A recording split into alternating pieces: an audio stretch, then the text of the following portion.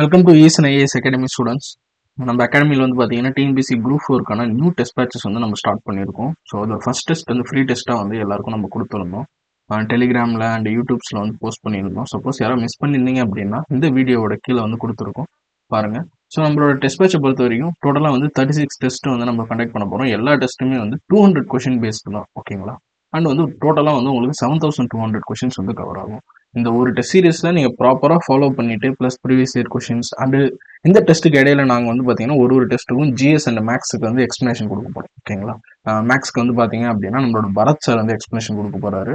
And அவர் வந்து பார்த்தீங்கன்னா in between add on classes and நாங்களும் வந்து பார்த்தீங்க அப்படின்னா ஜிஎஸ் சைடில் வந்து ஸ்ட்ராங் பண்ணக்கூடியது. ஏன்னா நீங்கள் லாஸ்ட் குரூப் 4 பார்த்துருக்கலாம், கொஞ்சம் கொஷின்ஸ்லாம் வந்து கொஞ்சம் டிஃப்ரெண்ட் மோடில் இருந்துச்சு. அந்த மோடுக்கு ஏற்ற மாதிரி தான் நம்மளும் இந்த டைம் கொஷின்ஸ் வந்து செட் பண்ண போகிறோம். பிகாஸ் டிஎன்பிசி ஒரு ட்ரெண்ட் வந்து மாற்றிட்டாங்க. அந்த ட்ரெண்டுக்கு ஏற்ற மாதிரி நம்மளும் இப்போ வந்து மூவ் ஆகிற மாதிரியான ஒரு சுச்சுவேஷன் வந்து போச்சு. ஸோ அதுக்கான கொஷின்ஸ் அண்ட் வந்து எக்ஸ்ட்ரா ஆட் ஆன், இப்போ example budget orient and schemes orient இதுக்கான ஸ்பெஷல் டெஸ்ட்டுமே வந்து பார்த்தீங்க அப்படின்னா இன்பிட்வீன் இருக்கும். And special sessions, current affairs session. Suppose நீங்கள் வந்து கடலூரில் இருந்தீங்க அப்படின்னா நீங்கள் நம்மளோட பிரான்ச்சில் வந்து படிக்கலாம். அண்ட் ஆஃப்லைன்லேயே வந்து செஷன்ஸ் அட்டன் பண்ணிக்கலாம். அண்ட் நீங்கள் வந்து ஆன்லைனில் இருக்கீங்கன்னா நோ ப்ராப்ளம். நம்மள்ட்ட வந்து பார்த்தீங்க அப்படின்னா ஆன்லைனில் ஸ்ட்ராங்கான சப்போர்ட் பண்ணக்கூடிய ஒரு ஆப் வந்து இருக்குது. அந்த ஆப்பில் வந்து நீங்கள் அட்மிஷன் போட்டோன்னா கனெக்ட் பண்ணிவிடுவோம். அது மூலியம் நம்ம நிறைய விஷயங்கள் வந்து ஷேர் பண்ணிக்கலாம், ஓகேங்களா? ஸோ அண்ட் ரெகுலராக உங்களை கைட் பண்ணுறதுக்கு நாங்கள் எப்பயுமே நம்ம டீம் வந்து அவைலபிளாக இருக்கும். ஸோ ஃபர்ஸ்ட் டெஸ்ட் வந்து முடிஞ்சிருச்சு. செகண்ட் டெஸ்ட்டுமே வந்து பார்த்தீங்கன்னா free test, open to all. அந்த செகண்ட் டெஸ்ட்டுக்கான where to study and other things எல்லாமே வந்து பார்த்தீங்க அப்படின்னா உங்களுக்கு கமெண்ட் செக்ஷன்லையும் டெலிகிராம்லையும் கொடுக்குறோம்.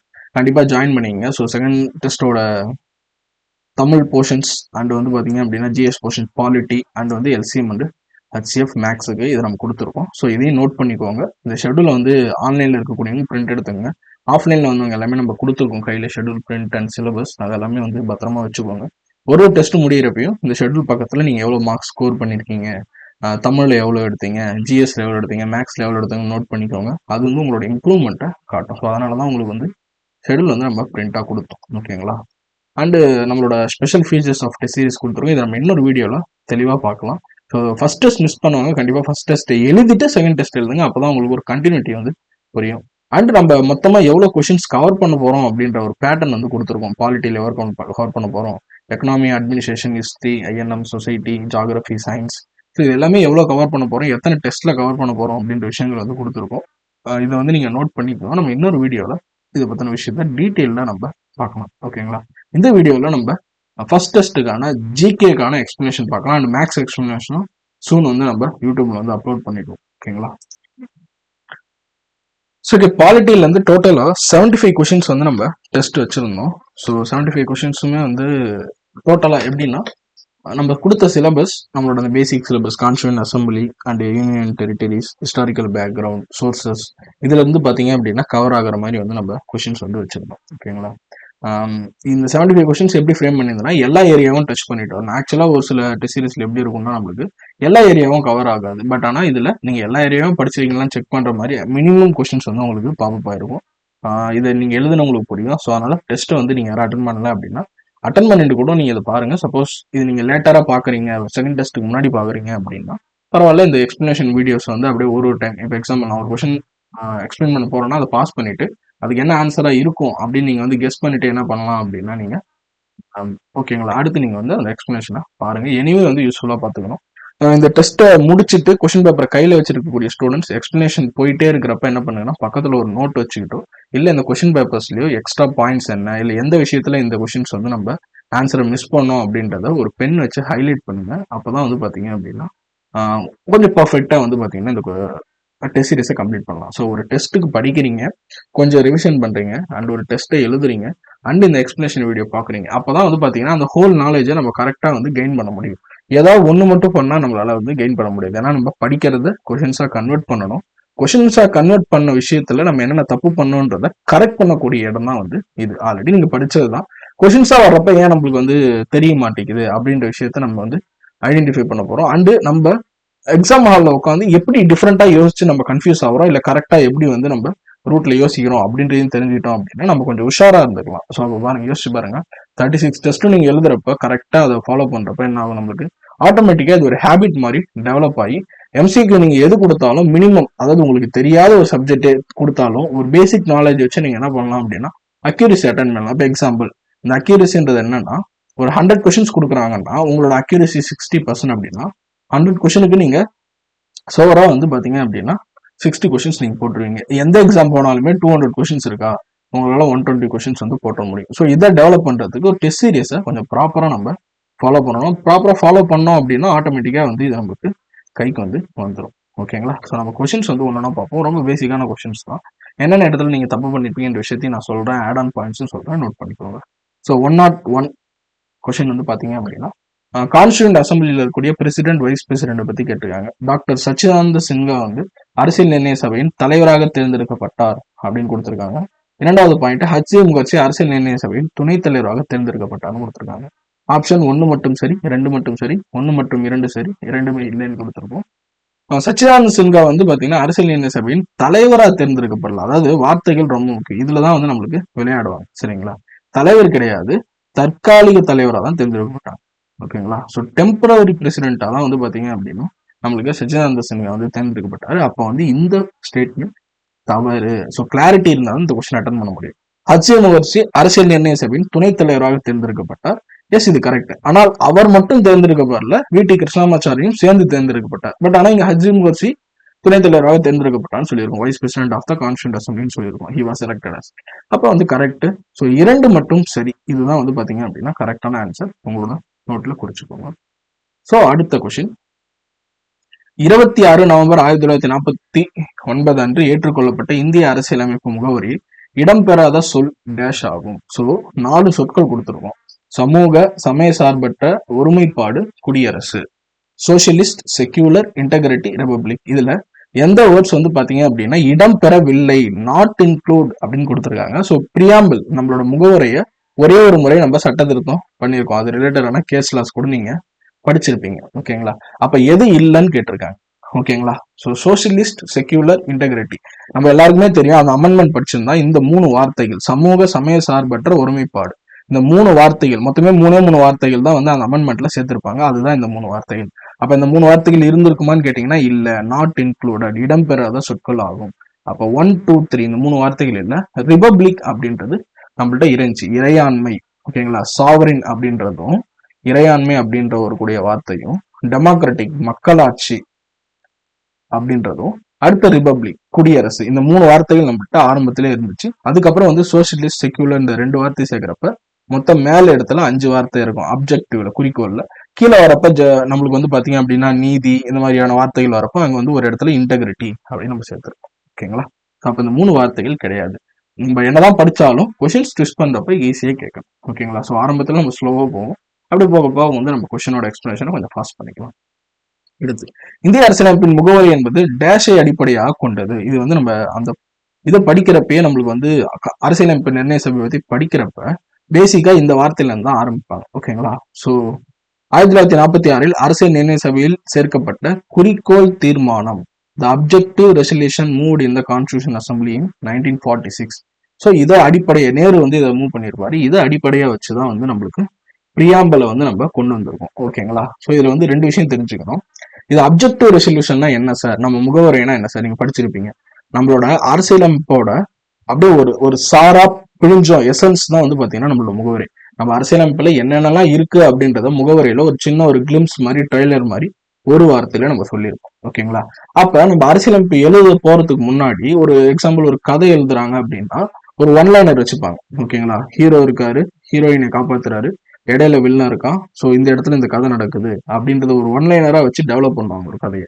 அதே மாதிரிதான் இந்த குறிக்கோள் தீர்மானத்தை வந்து பாத்தீங்கன்னா பேசிக்கா வச்சுட்டு, ஓகே நம்மள்ட்ட சமூக நீதி இருக்கணும், சமய சார்பற்ற தன்மை இருக்கணும், நம்ம வந்து குடியரசா வந்து நம்ம அமையற மாதிரியான விஷயங்களை நம்ம அரசியலமைப்புல சேர்க்கணும் அப்படின்னு சொல்லிட்டு அது விரிவா எழுதணும் தான் அரசியலமைப்பு. அதை சுருக்கி சொன்னோம் அப்படின்னா அதுதான் குறிக்கோள் தீர்மானம். கடைசியா இந்த குறிக்கோள் தீர்மானத்தை ஒரு சில சின்ன சின்ன மாடிஃபிகேஷன்ஸ் பண்ணி அதை நம்ம பிரியாம்பலா நம்ம வச்சுக்கணும். ஓகேங்களா? அது இல்லாம இன்னொரு விஷயம் படிப்பீங்க. நம்மளோட பிரியாம்பல் வந்து பாத்தீங்க அப்படின்னா முகவுரை எந்த நாட்டிலிருந்து பெறப்பட்டதுன்னு கேட்பாங்க. அமெரிக்க நாட்டிலிருந்து பெறப்பட்டது. அதாவது அந்த மாடல், அந்த ரைட் அண்ட் மாடல் வந்து அமெரிக்க நாட்டிலிருந்து பெறப்பட்டது. அது ஒரு கொஸ்டின் வந்து பின்னாடி வரும். நம்மளோட பிரியாம்பல் முகவுரை எப்படி ஆரம்பிக்குது, we the people of India, இந்திய மக்களாகிய நாங்கள் அப்படின்னு ஆரம்பிக்கும். சேம் அமெரிக்காலையும் பாத்தீங்கன்னா வி த பீப்புள் ஆஃப் இந்தியான்னு ஆரம்பிக்கும். அதனாலதான் நம்ம என்ன சொல்றோம், அமெரிக்காவோட மாடல் பிரியாம்பலை நம்ம யூஸ் பண்ணோம் அப்படின்ட்டு. ஆனா நம்மளோட முகவுரைக்கு அடிப்படையான விஷயம் எதுன்னா இந்த குறிக்கோள் தீர்மானம் தான் அடிப்படையானது. சரிங்களா? ஸோ இதன் அடிப்படையில தான் வந்து நம்ம என்ன பண்ணிருக்கோம், குறிக்கோள் தீர்மானத்தின் அடிப்படையில் முகவுரையை கொண்டு வந்தோம். ஓகேங்களா? அடுத்து ஜேவிபி கமிட்டி, ஜவஹர்லால் நேரு, வல்லபாய் பட்டேல், பட்டாபி சீதாராமையா எந்த வருஷம் வந்து கொண்டு வந்திருக்காங்க அப்படின்னு கேட்டிருக்காங்க. 1948 வந்து பாத்தீங்க அப்படின்னா இந்த ஜேவிபி கமிட்டி வந்து கொண்டு வந்திருப்பாங்க. ஓகேங்களா? ஆஹ் இந்த இது வந்து பாத்தீங்கன்னா இது எது சம்பந்தமான கமிட்டி அப்படின்னு உங்களுக்கு ஏதாவது கெஸ் பண்ண முடியுதுங்களா? இது வந்து மொழி வாரியா மாநிலங்களை வந்து நம்ம அமைக்கக்கூடிய அந்த ஒரு விஷயத்தை சார்ந்து அதை படிக்கிறதுக்காக அமைக்கப்பட்ட கமிட்டி தான் இது. ஓகேங்களா? So linguistic based provinces, linguistic based ஸ்டேட்ஸை கிரியேட் பண்றதுக்காக கொண்டு வரப்பட்ட ஒரு கமிட்டி தான் வந்து இந்த கமிட்டி. ஸோ இது கூட வந்து பாத்தீங்கன்னா எஸ்கே தார் கமிட்டி அப்படின்னு ஒரு கமிட்டி இருக்கும். அதுக்கப்புறம் பாத்தீங்க அப்படின்னா ஃபசில் அலி கமிட்டின்னு இதுக்கப்புறம் வந்து 53 வந்திருக்கும். அந்த ஃபசில் அலி கமிட்டி தான் ஃபர்ஸ்ட் டைம் மொழி வாரியா நீங்க பிரிக்கலாம், ஆனா மொழி வாரியா மட்டுமே நீங்க பிரிக்க கூடாது அப்படின்னு ஒரு தீர்மானத்தையும் கொடுத்துருக்கும். ஓகேங்களா? அடுத்து அரசியல் நிர்ணய சபை டேஷால் வகுக்கப்பட்ட திட்டத்தின் அடிப்படையில் நவம்பர் 1946 அமைக்கப்பட்டது. இது ரொம்ப ரொம்ப இம்பார்ட்டன்டான கொஸ்டின், அடிக்கடி கேட்டது. Constitution assembly was constituted in November 1946 under the scheme formulated by. So நம்ம அரசியல் நிர்ணய சபை, அந்த சபை வந்து அமைச்சாங்க. எதுக்காக அமைச்சாங்க? இந்தியர்கள் தான் இந்தியர்களுக்கான அரசியலமைப்பை எழுதணும்ன்றது. அதை பிரிட்டிஷ் தான் நம்மளுக்கு வந்து அந்த ஃபர்ஸ்ட் வந்து அந்த அலோவன்ஸ் கொடுத்தாங்க. சரி நீங்களே எழுதுங்க, ஃபர்ஸ்ட் அவங்களே எழுதுறேன்னு சொன்னாங்க. நம்ம அதை வந்து முடியாதுன்னு சொல்லிட்டோம். அப்புறம் வந்து நீங்களே எழுதுங்கன்னு சொன்னாங்க. சரிங்களா? இது எந்த அடிப்படையில சொன்னாங்க அப்படின்னா கேபினெட் மிஷன் பிளான், இந்த கேபினெட் அமைச்சரவை தூதுக்குழு. ஓகேங்களா? இந்த அமைச்சரவை தூதுக்குழுவோட அடிப்படையில தான் நம்ம அரசியலமைப்பு நிர்ணய சபையே நம்ம தொடங்கணும். அது வந்து இந்தியர்கள் தான் இருக்க போறாங்க அப்படின்ற விஷயத்த சொன்னாங்க. சரிங்களா? ஸோ அதுதான் வந்து எந்த திட்டத்தின் அடிப்படையில் கேட்டிருக்காங்க, அமைச்சரவை தூதுக்குழு. மீதிலாம் உங்களுக்கு தெரியும், இந்த கிரிப்ஸ் ப்ரொபோசல்ஸ் எல்லாம் இந்த ஐஎன்எம்ல வந்து படிச்சிருப்பீங்க. 1942 இந்த வேர்ல்டு வார் டைம்ல நம்ம கூட பேசுறதுக்காக கொண்டு வரப்பட்டது. அடுத்து ஆகஸ்ட் கொடை, ஆகஸ்ட் ஆஃபர், ரெஸ்பான்சிபிள் கவர்மெண்ட், மக்களுக்கு நாங்க பொறுமையா வந்து அவங்களே வந்து ஆட்சி செய்யக்கூடிய ஒரு அரசாங்கத்தை நாங்க அமைச்சு தரோம்னு சொன்னோம். சரிங்களா? வெலிங்டன் கமிஷன் இதெல்லாம் வந்து பாத்தீங்க அப்படின்னா ஜஸ்ட் ஒரு ஆப்ஷன்ஸ்க்காக செட் பண்ணது. ஓகேங்களா? அந்த மாதிரி நம்ம ஆப்ஷன்ல இருக்கக்கூடிய விஷயங்களையும் ரீகால் பண்ணிக்கணும். ஓகே நம்ம எங்க படிச்சிருக்கோம் அதையும் ரீகால் பண்ணி வச்சுக்கணும். சரிங்களா?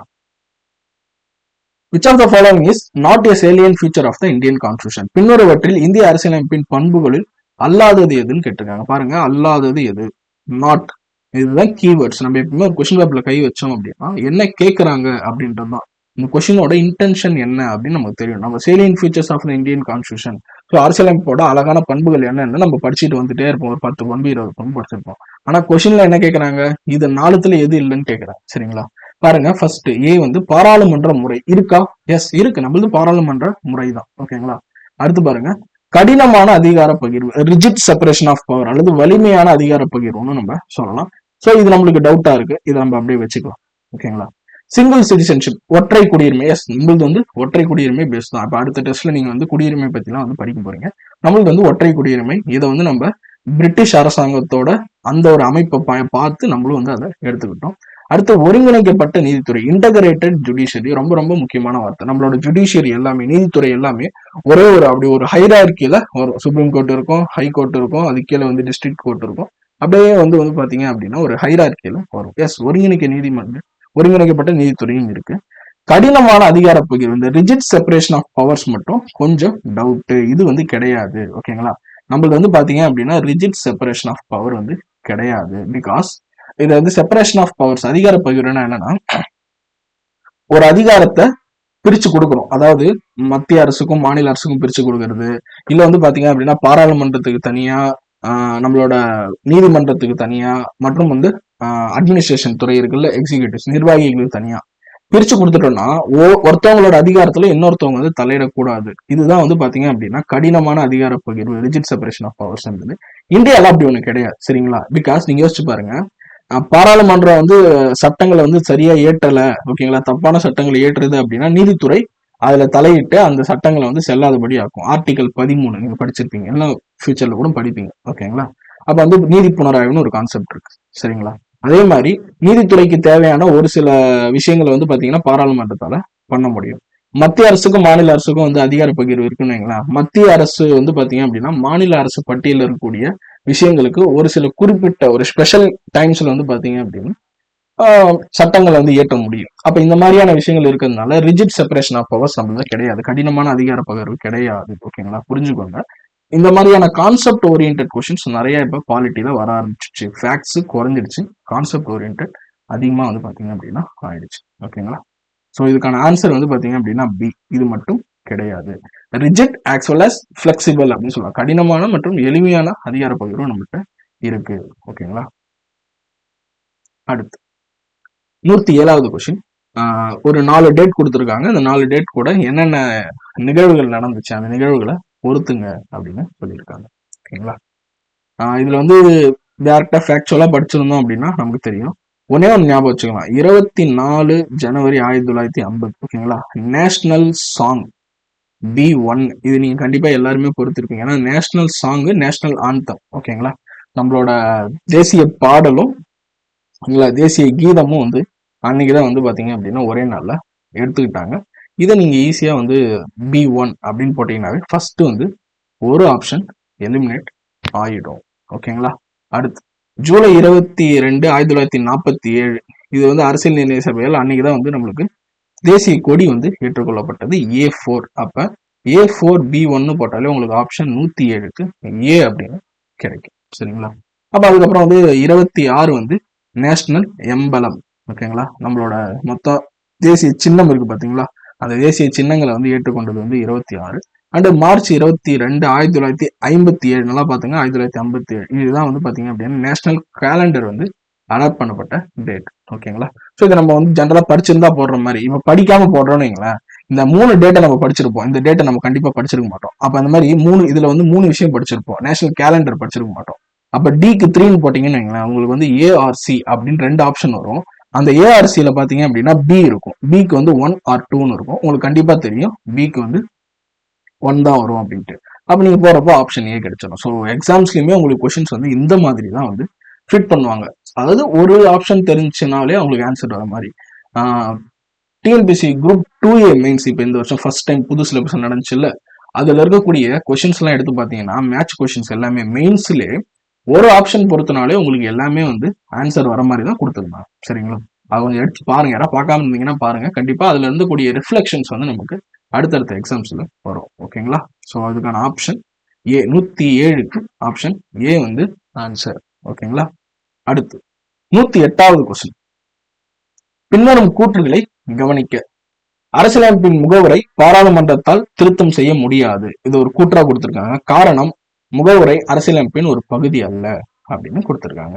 யோசிச்சு பாருங்க, பிரியாம்பிள் வந்து நம்மளோட அரசியலமைப்பின் ஒரு பகுதி. இதுதான் கேசவானந்த பாரதி கேஸ்ல வந்து சொல்லியிருக்காங்க. அப்ப ரீசன், ஓகேங்களா, அவங்க கூறிய காரணமும் தவறு. Preamble of the constitution cannot be amended by the parliament. பாராளுமன்றத்தால இதை திருத்தம் செய்ய முடியாதுன்னு சொல்றாங்க. தப்பு. இது ஆல்ரெடி நம்ம திருத்தம் செஞ்சிருக்கோம். அப்ப இதுல வந்து கூற்று காரணம் இரண்டுமே வந்து தவறு. இந்த கொஸ்டின் வந்து பாத்தீங்கன்னா அட்லீஸ்ட் நீங்க ஒரு 2 டைம் படிச்சாதான் இதை புரியுற மாதிரி இருக்கும். ஓகேங்களா? கூற்று மற்றும் காரணம் இரண்டுமே தவறு. ஏன்னா பாராளுமன்றத்தால திருத்தம் செய்ய முடியும், அது அரசியலமைப்போட ஒரு பகுதி. ஓகேங்களா? இது ரெண்டுமே வந்து தவறான ஒரு விஷயம். கூற்று மற்றும் காரணம் தவறு. Option B. Consider the following statements. Indian constitution is. ஓகேங்களா? பின்வரும் கூற்றுகளை கவனிக்க. இந்திய அரசியலமைப்பு என்பது எழுதப்படாத அரசியலமைப்பு, எழுதப்பட்ட அரசியலமைப்பு. இந்திய அரசு சட்டம் 1935 படி உருவானது.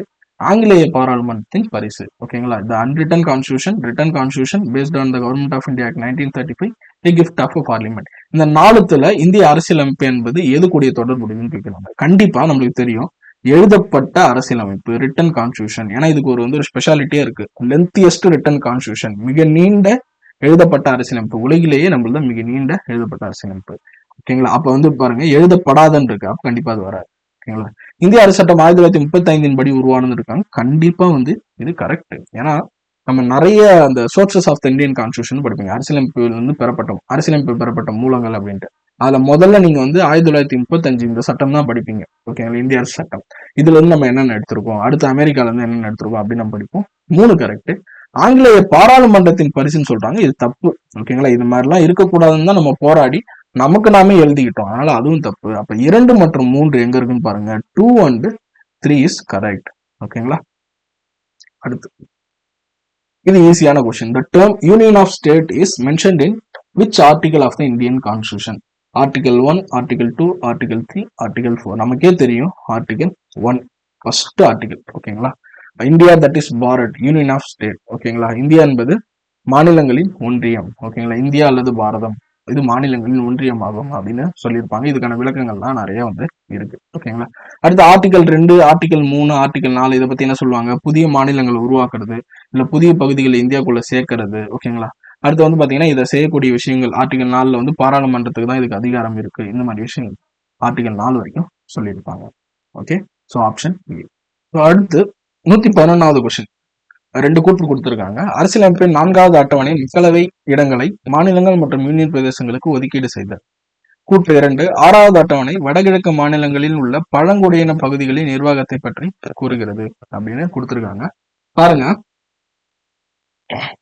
4th schedule of the constitution allocates seats to the states and union territories in Lok Sabha. தப்பு, மக்களவை தப்பு. மாநிலங்களவையை பத்தி தான் வந்து பாத்தீங்க அப்படின்னா இந்த அட்டவணை பேசுது. ஓகேங்களா, ஸோ மாநிலங்களவை தான் வந்து பாத்தீங்க அப்படின்னா இதுக்கான கரெக்டான ஒரு வேர்டு. அப்ப ஸ்டேட்மெண்ட் 1 வந்து பாத்தீங்க அப்படின்னா இன்கரெக்ட். 1 வந்து தப்பு, கூற்று 1. ஓகேங்களா, ஸோ கூற்று 2 என்ன சொல்லுது, 6வது அட்டவணை வடகிழக்கு மாநிலங்களில் உள்ள பழங்குடியின பகுதியில் நிர்வாகத்தை பற்றி கூறுகிறது. S, correct. ஓகேங்களா, ஸோ 2 வந்து கரெக்ட். அட்டவணை 5, அட்டவணை 6. ஓகேங்களா, 6 வந்து பாத்தீங்கன்னா ஏடிஎம் ஸ்கொயர் அப்படின்னு சொல்லக்கூடிய ஒரு 4 மாநிலத்தை பத்தி மட்டும் பேசும். 5வது அட்டவணை வந்து பொதுவா வந்து பாத்தீங்கன்னா அப்படின்னா ஸ்பெஷல் ஏரியா, ஷெட்யூல்டு ஏரியாஸ் அப்படின்னு சொல்லுவோம். அந்த ஷெட்யூல்டு ஏரியாஸ் ஒரு சில அட்டவணைப்படுத்தப்பட்ட பகுதிகளை பத்தி அதோட நிர்வாகத்தை பற்றி பேசுது. ஓகேங்களா, இதுல வந்து பாத்தீங்க அப்படின்னா அசாம், திரிபுரா, மிசோரம் அண்ட் மேகாலயா இந்த 4 ஸ்டேட்ஸ் வந்து இதுல கவர் பண்ணுவாங்க. ஓகேங்களா, option B only. Be only correct. அடுத்து 112வது கொஸ்டின். அரசியல் நிர்ணய சபையின் அமைப்பை கருத்தில் கொண்டு பின்வரும் கூற்றை கவனிக்க. அரசியல் நிர்ணய சபையை நம்ம அமைச்சோம் தெரியுங்களா, எவ்வளவு பேரை கொண்டு வந்தோம், எப்படி எப்படிலாம் எலெக்ஷன் நடத்தணும் அப்படின்ட்டு அதை வந்து கருத்தில் கொள்ள சொல்றாங்க ஒரு மேக்ரோவா. இச்சபையின் உறுப்பினர்கள் இந்து, முஸ்லீம், சீக்கியர்கள் மற்றும் கிறிஸ்தவர்கள் ஆகிய 4 பிரிவினரிடமிருந்து தேர்வு செய்யப்பட்டனர் அப்படின்னு சொல்றாங்க. ஓகேங்களா, the representatives were to be elected from the 4 constituents Hindu, Muslim, Sikh and Christian சொல்றாங்க. இது வந்து பகுதி அளவு தான் சரி, மொத்தம் வந்து பாத்தீங்க அப்படின்னா 8 பிரிவினர்ல இருந்து நம்ம கூட்டிருந்தோம். ஓகேங்களா, இதுல பார்சிஸ் வந்து இருந்திருப்பாங்க. ஓகேங்களா, அதனால இந்த ஃபர்ஸ்ட் ஸ்டேட்மெண்ட் தப்பு. 2வது ஸ்டேட்மெண்ட் பாருங்க.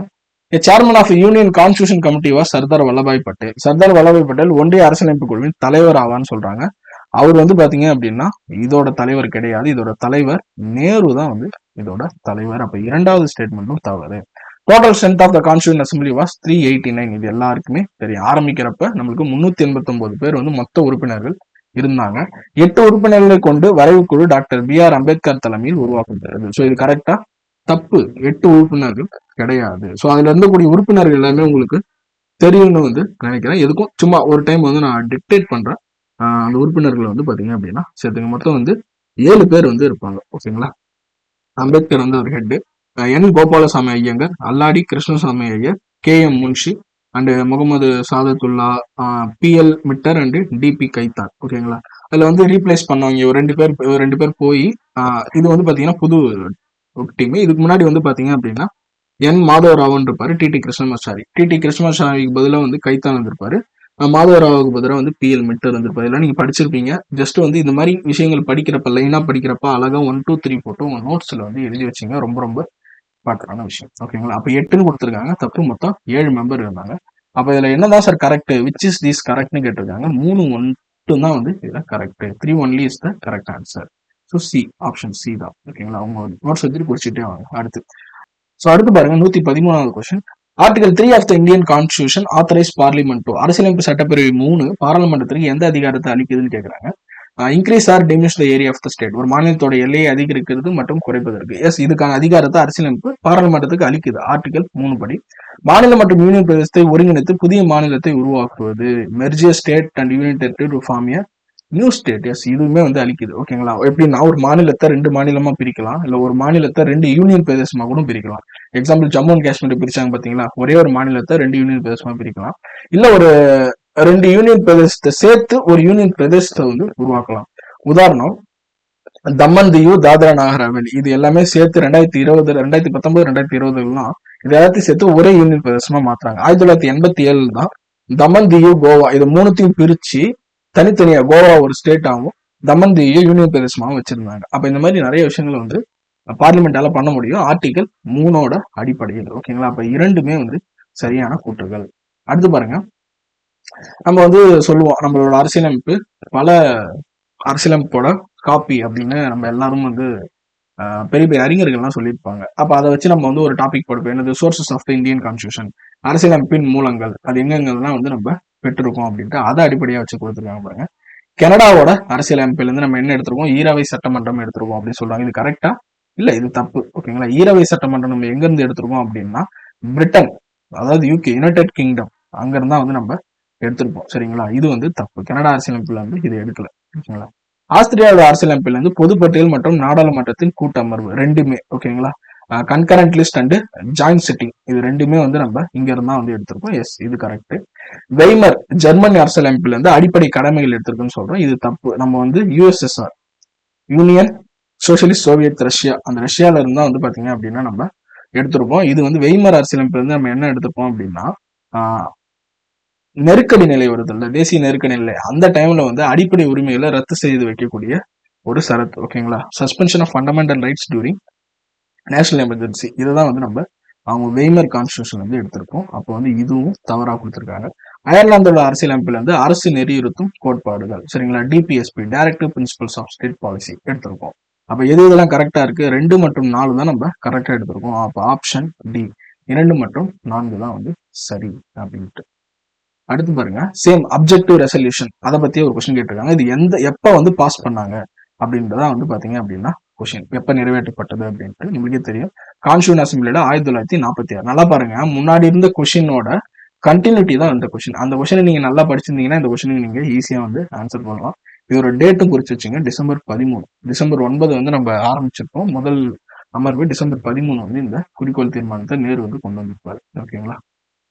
அடுத்து இந்திய அரசியலமைப்பின் பகுதி 2 குடியுரிமை பற்றி கூறுகிறது. எஸ். பகுதி 1 வந்து பாத்தீங்க அப்படின்னா நம்ம வந்து யூனியன் அண்ட் டெரிட்டரிஸ், ஒன்றியம் மற்றும் அதன் பகுதிகளை பத்தி சொல்லுது. பகுதி 2 குடியுரிமை பற்றி சொல்லுது. எஸ். இதோட சரத்து வந்து பாத்தீங்கன்னா ஆர்டிகல்ஸ் 5ல இருந்து 11 வரைக்கும் கொடுத்திருக்காங்க. அது வந்து 1 to 4, இது 5 to 11. ஓகேங்களா? அப்ப பகுதி 3 என்ன? பகுதி 3 அடிப்படை உரிமைகள். ஓகேங்களா? அது 12ல இருந்து 35 வரைக்கும் வரும். அதுக்கப்புறம் 36ல இருந்து 51 வரைக்கும் வந்து பாத்தீங்கன்னா பகுதி 4 வரும்.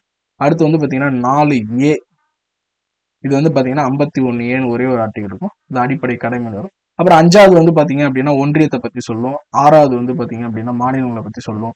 7வது எதை பத்தியாவது சொல்லுமா? யாருக்கா ஐடியா இருக்கா? கண்டிப்பா இருக்காது. ஏன்னா 7ன்ற ஒரு பகுதி வந்து இப்போதைக்கு கிடையாது, முன்னாடி இருந்துச்சு, எடுத்துட்டோம். ஓகேங்களா? 8வது பகுதி தான் டைரக்ட்.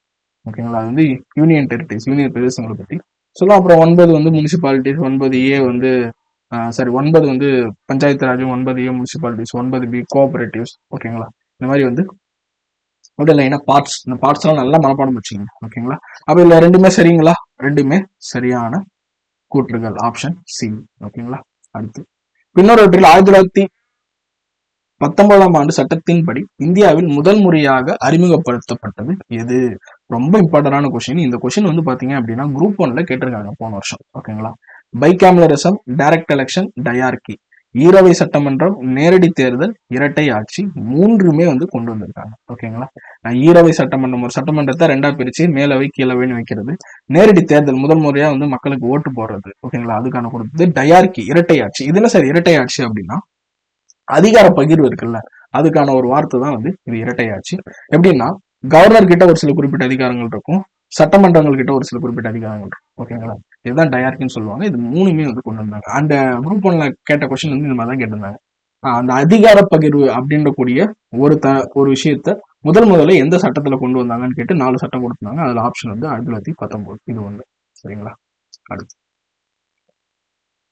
இந்தியா ஒரு குடியரசு மக்களாட்சி நாடு ஏனெனில் because India is a democratic republic. ஏன்னு கேக்குறாங்க. சோ பாருங்க, இது ஒரு ஆப்ஷன் வந்து நான் டைரக்டா சொல்லிடுறேன். The head of the state is elected by the people. அரசின் தலைவர் மக்களால் தேர்ந்தெடுக்கப்படுவதால். ஓகேங்களா? அது ரிபப்ளிக் அப்படின்னு நம்ம சொல்லுவாங்க. இந்தியாவில் ரிபப்ளிக், இண்டிபெண்டன்ஸ் டேன்னு ஒன்று கொண்டாடுவோம், ரிபப்ளிக் டேன்னு ஒன்று கொண்டாடுவோம். ரிபப்ளிக்னா என்ன சார் அர்த்தம்? இது வந்து பிரெஞ்சுல இருந்து இந்த கான்செப்ட் நம்ம எடுத்திருக்கோம். ரிபப்ளிக் அப்படின்னா head of the state is elected, அரசோட தலைவரை தேர்ந்தெடுக்கப்பட்டால், அதாவது அவர் ஓட்டு போட்டு தேர்ந்தெடுக்கப்பட்டால் அது வந்து பாத்தீங்க அப்படின்னா அந்த நாட்டை ரிபப்ளிக்னு சொல்லுவோம். அந்த அரசின் தலைவர் வந்து பாத்தீங்கன்னா வழித்தோன்றலா இருந்தாங்க அப்படின்னா, அப்ப எங்க அப்பா, அதுக்கப்புறம் வந்து என் புள்ள, அதுக்கப்புறம் இப்படி போச்சு அப்படின்னா அது பேர் மொனார்கின்னு சொல்லுவாங்க. சரிங்களா? அது வந்து அரசாட்சி, என்ன சொல்றது, அரசர்களோட ஆட்சி பண்ணக்கூடிய விஷயம். இது வந்து யூகேல இருக்கு. மொனார்கின்றது யூகேல இருக்கு. நம்ம நாட்டுல அது கிடையாது. நம்ம வந்து குடியரசு. ஓகேங்களா? அந்த ரிபப்ளிக் என்ற வார்த்தைக்கு அர்த்தம் இதுதான். இந்த இண்டிபெண்டன்ஸ் ஜுடிஷியரி, சுதந்திரமான நீதித்துறை உள்ளதான் நம்ம ரிபப்ளிக் வந்து கிடையாது. சென்டர் அண்ட் ஸ்டேட், அதுக்குள்ள வந்து டிஸ்ட்ரிபியூஷன் ஆஃப் பவர்ஸ், மத்திய மாநிலங்களுடைய அதிகார பகிர்வு இருக்கு. இதனால ரிபப்ளிக்னு சொல்ல மாட்டோம். இது நம்ம என்னன்னு சொல்லுவோம், கூட்டாட்சின்னு சொல்லுவோம். சரிங்களா? ஃபெடரலிசம்னு சொல்லுவோம். அடுத்து பாராளுமன்ற மேலாதிக்கத்தை கொண்டுள்ளது. இது மாதிரி நம்மள்ட்ட இந்தியாவில வந்து கிடையவே கிடையாது. ஓகேங்களா? இது வந்து எங்க இருந்திருக்கு, இது பிரிட்டன்ல இருந்திருக்கு. பிரிட்டன் பார்லிமெண்ட்டை பத்தி அழகா ஒரு வார்த்தை சொல்லுவாங்க. British parliament can do anything and everything except converting a men into woman and woman into men. British பாராளுமன்றத்தால ஒரு பையனை பொண்ணாவும் பொண்ணை பையனா மட்டும் தான் மாற்ற முடியாது, இது எல்லாமே பண்ண முடியுமா, அந்த அளவுக்கு பார்ப்பாங்க. நம்ம பார்லிமெண்ட் அப்படி கிடையாது. நம்ம பார்லிமெண்ட் தப்பு பண்ணா கேள்வி கேட்க யார் இருக்கா, சுப்ரீம் கோர்ட், ஹை கோர்ட் எல்லாமே வந்து.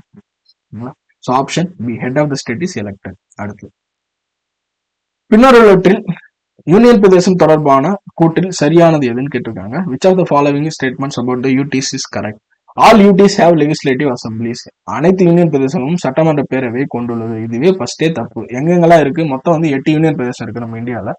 அதுல வந்து பாத்தீங்கன்னா டெல்லியிலையும், அடுத்து வந்து பாண்டிச்சேரி அண்ட் ஜம்மு அண்ட் காஷ்மீர், இந்த 3 இடத்துல தான் வந்து பாத்தீங்க அப்படின்னா நமக்கு சட்டமன்றங்கள் இருக்கு. யூனியன் பிரதேசம் குடியரசுத் தலைவரால் நேரடியாக நிர்வகிக்கப்படுகிறது. எஸ், இது கரெக்ட். மாநிலங்களை விட யூனியன் பிரதேசங்கள் அதிக தன்னாட்சி திறன் கொண்டு கொடுத்துருக்காங்க. இது உல்டா ஸ்டேட்மெண்ட். ஓகேங்களா? யூனியன் பிரதேசங்களை விட மாநிலங்கள் தான் வந்து அதிக தன்னாட்சி வந்து கொண்டது. ஏன்னா யூனியன் பிரதேசங்கள் எதுக்கு கீழே வருது, டைரக்டா சென்ட்ரல் கவர்மெண்ட்டுக்கு கீழே வருது. அவங்க எல்லா விஷயத்திலையும் முடிவெடுக்க முடியாது, சென்ட்ரல் கவர்மெண்ட் சொல்றதான் கேட்கணும். யூனியன் பிரதேசங்களின் எண்ணிக்கையை பாராளுமன்றத்தால் மாற்ற முடியாதுன்னு சொல்றாங்க. தப்பு, மாற்ற முடியும். ஏன்னா நம்மளுக்கு நிறைய எக்ஸாம்பிள்ஸ் தெரியும். ஆப்ஷன் பி தான் வந்து சரியான option. UTs are directly administered by the president. ஓகேங்களா? அப்புறம் என்ன பண்றாரு பிரசிடென்ட், அவரோட தொடர்பா வந்து பாத்தீங்க அப்படின்னா லெப்டினன்ட் கவர்னர் அல்லது அட்மினிஸ்ட்ரேட்டர் அப்படின்னு ஒரு ஆளை வந்து அனுப்புறாரு. அவரும் போயிட்டு அங்க பாத்துக்கிறாரு. ஓகேங்களா? அடுத்து which are the following is the not mention in the preamble? பின்னொருவற்றில் முகவரியில் இடம்பெறாதது எதுன்னு கேட்டிருக்காங்க. லிபர்ட்டி என்ற வார்த்தை இடம்பெற்று இருக்கு. சமத்துவம், ஈக்வாலிட்டி இடம்பெற்று இருக்கு. ஒருமைப்பாடு, இன்டெகிரிட்டி வந்து இடம்பெற்று இருக்கு. நீதி புனராய்வு, ஜுடிஷியல் ரிவ்யூ இடம்பெற்றிருக்கா? இல்லை. அப்ப இந்த வார்த்தை தான் இடம்பெற இல்லை. ஓகேங்களா?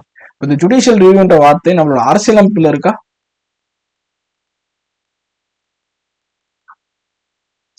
இல்லை. ஜுடிஷியல் ரிவ்யூன்ற வார்த்தை அரசியலமைப்பே இல்லை. நம்ம புரிஞ்சுக்கிறதுக்காக நம்ம வந்து என்ன சொல்றோம் அப்படின்னா அது ஜுடிஷியல் ரிவ்யூன்னு சொல்லுவோம். இது ஆர்டிகல் 13. இதெல்லாம் வந்து எவர் கிரீன் கொஸ்டின் பாலிட்டியில எப்ப பாரு கேட்கறாங்க. நோட் பண்ணி வச்சுக்கோங்க. ஓகேங்களா? ஸோ ஆப்ஷன் என்னது? ஆப்ஷன் டி தான் வந்து பாத்தீங்க அப்படின்னா கரெக்ட் ஆன்சர். நாட் மென்ஷன், இது மென்ஷன் பண்ணல பிரியாம்பல்ல. இதை இப்படியே நான் உள்டாவா கேட்கிறேன். கான்ஸ்டியூஷன்ல மென்ஷன் பண்ணிருக்காங்க அப்படின்னு கேட்டாலும் அப்பயும் நீங்க தப்புன்னு தான் போடணும். அந்த வார்த்தை பயன்படுத்தப்படவில்லை. ஓகேங்களா? ஆனா அந்த கான்செப்ட் இருக்கு. ஆர்டிகல் 13 அந்த கான்செப்ட் இருக்கு. அடுத்து 121வது கொஸ்டின். அரசியல் நிர்ணய சபையின் உறுப்பினர்கள் 1946 நடைபெற்ற மாகாண தேர்தல் அடிப்படையில் தேர்வு செய்யப்பட்டனர். Members of the constituent assembly were chosen on the basis of the provincial elections of 1946. ஓகேங்களா? இது கரெக்டா? எஸ், இது வந்து கரெக்டான ஒரு ஸ்டேட்மெண்ட் தான். ஓகேங்களா? அவங்க வந்து ஒரு குறிப்பிட்ட தேர்தல் அடிப்படையில் தான் வந்து பாத்தீங்கன்னா தேர்ந்தெடுக்கப்பட்டாங்க. அந்த தேர்தலில் ஓட்டு போட்டவங்க பாத்தீங்கன்னா ரொம்ப கம்மியான மெம்பர்ஸ். எல்லா மக்களும் ஓட்டு போடல, ஓரளவுக்கு குறைந்தவர்கள் தான் ஓட்டு போட்டாங்க. இதனாலே வந்து ஒரு விஷயம் சொல்லுவாங்க, அரசியலமைப்பு நிர்ணய சபையே ஒரு குறிப்பிட்ட மக்களால தான் தேர்ந்தெடுக்கப்பட்டது. இது எப்படி வந்து எல்லா மக்களும் சேர்ந்து வந்து அந்த அரசியலமைப்பு எழுதுறாங்கன்னு நீங்க சொல்றீங்க அப்படின்னு ஒரு கான்ட்ரவர்சி இருக்கும். ஓகேங்களா? First statement correct.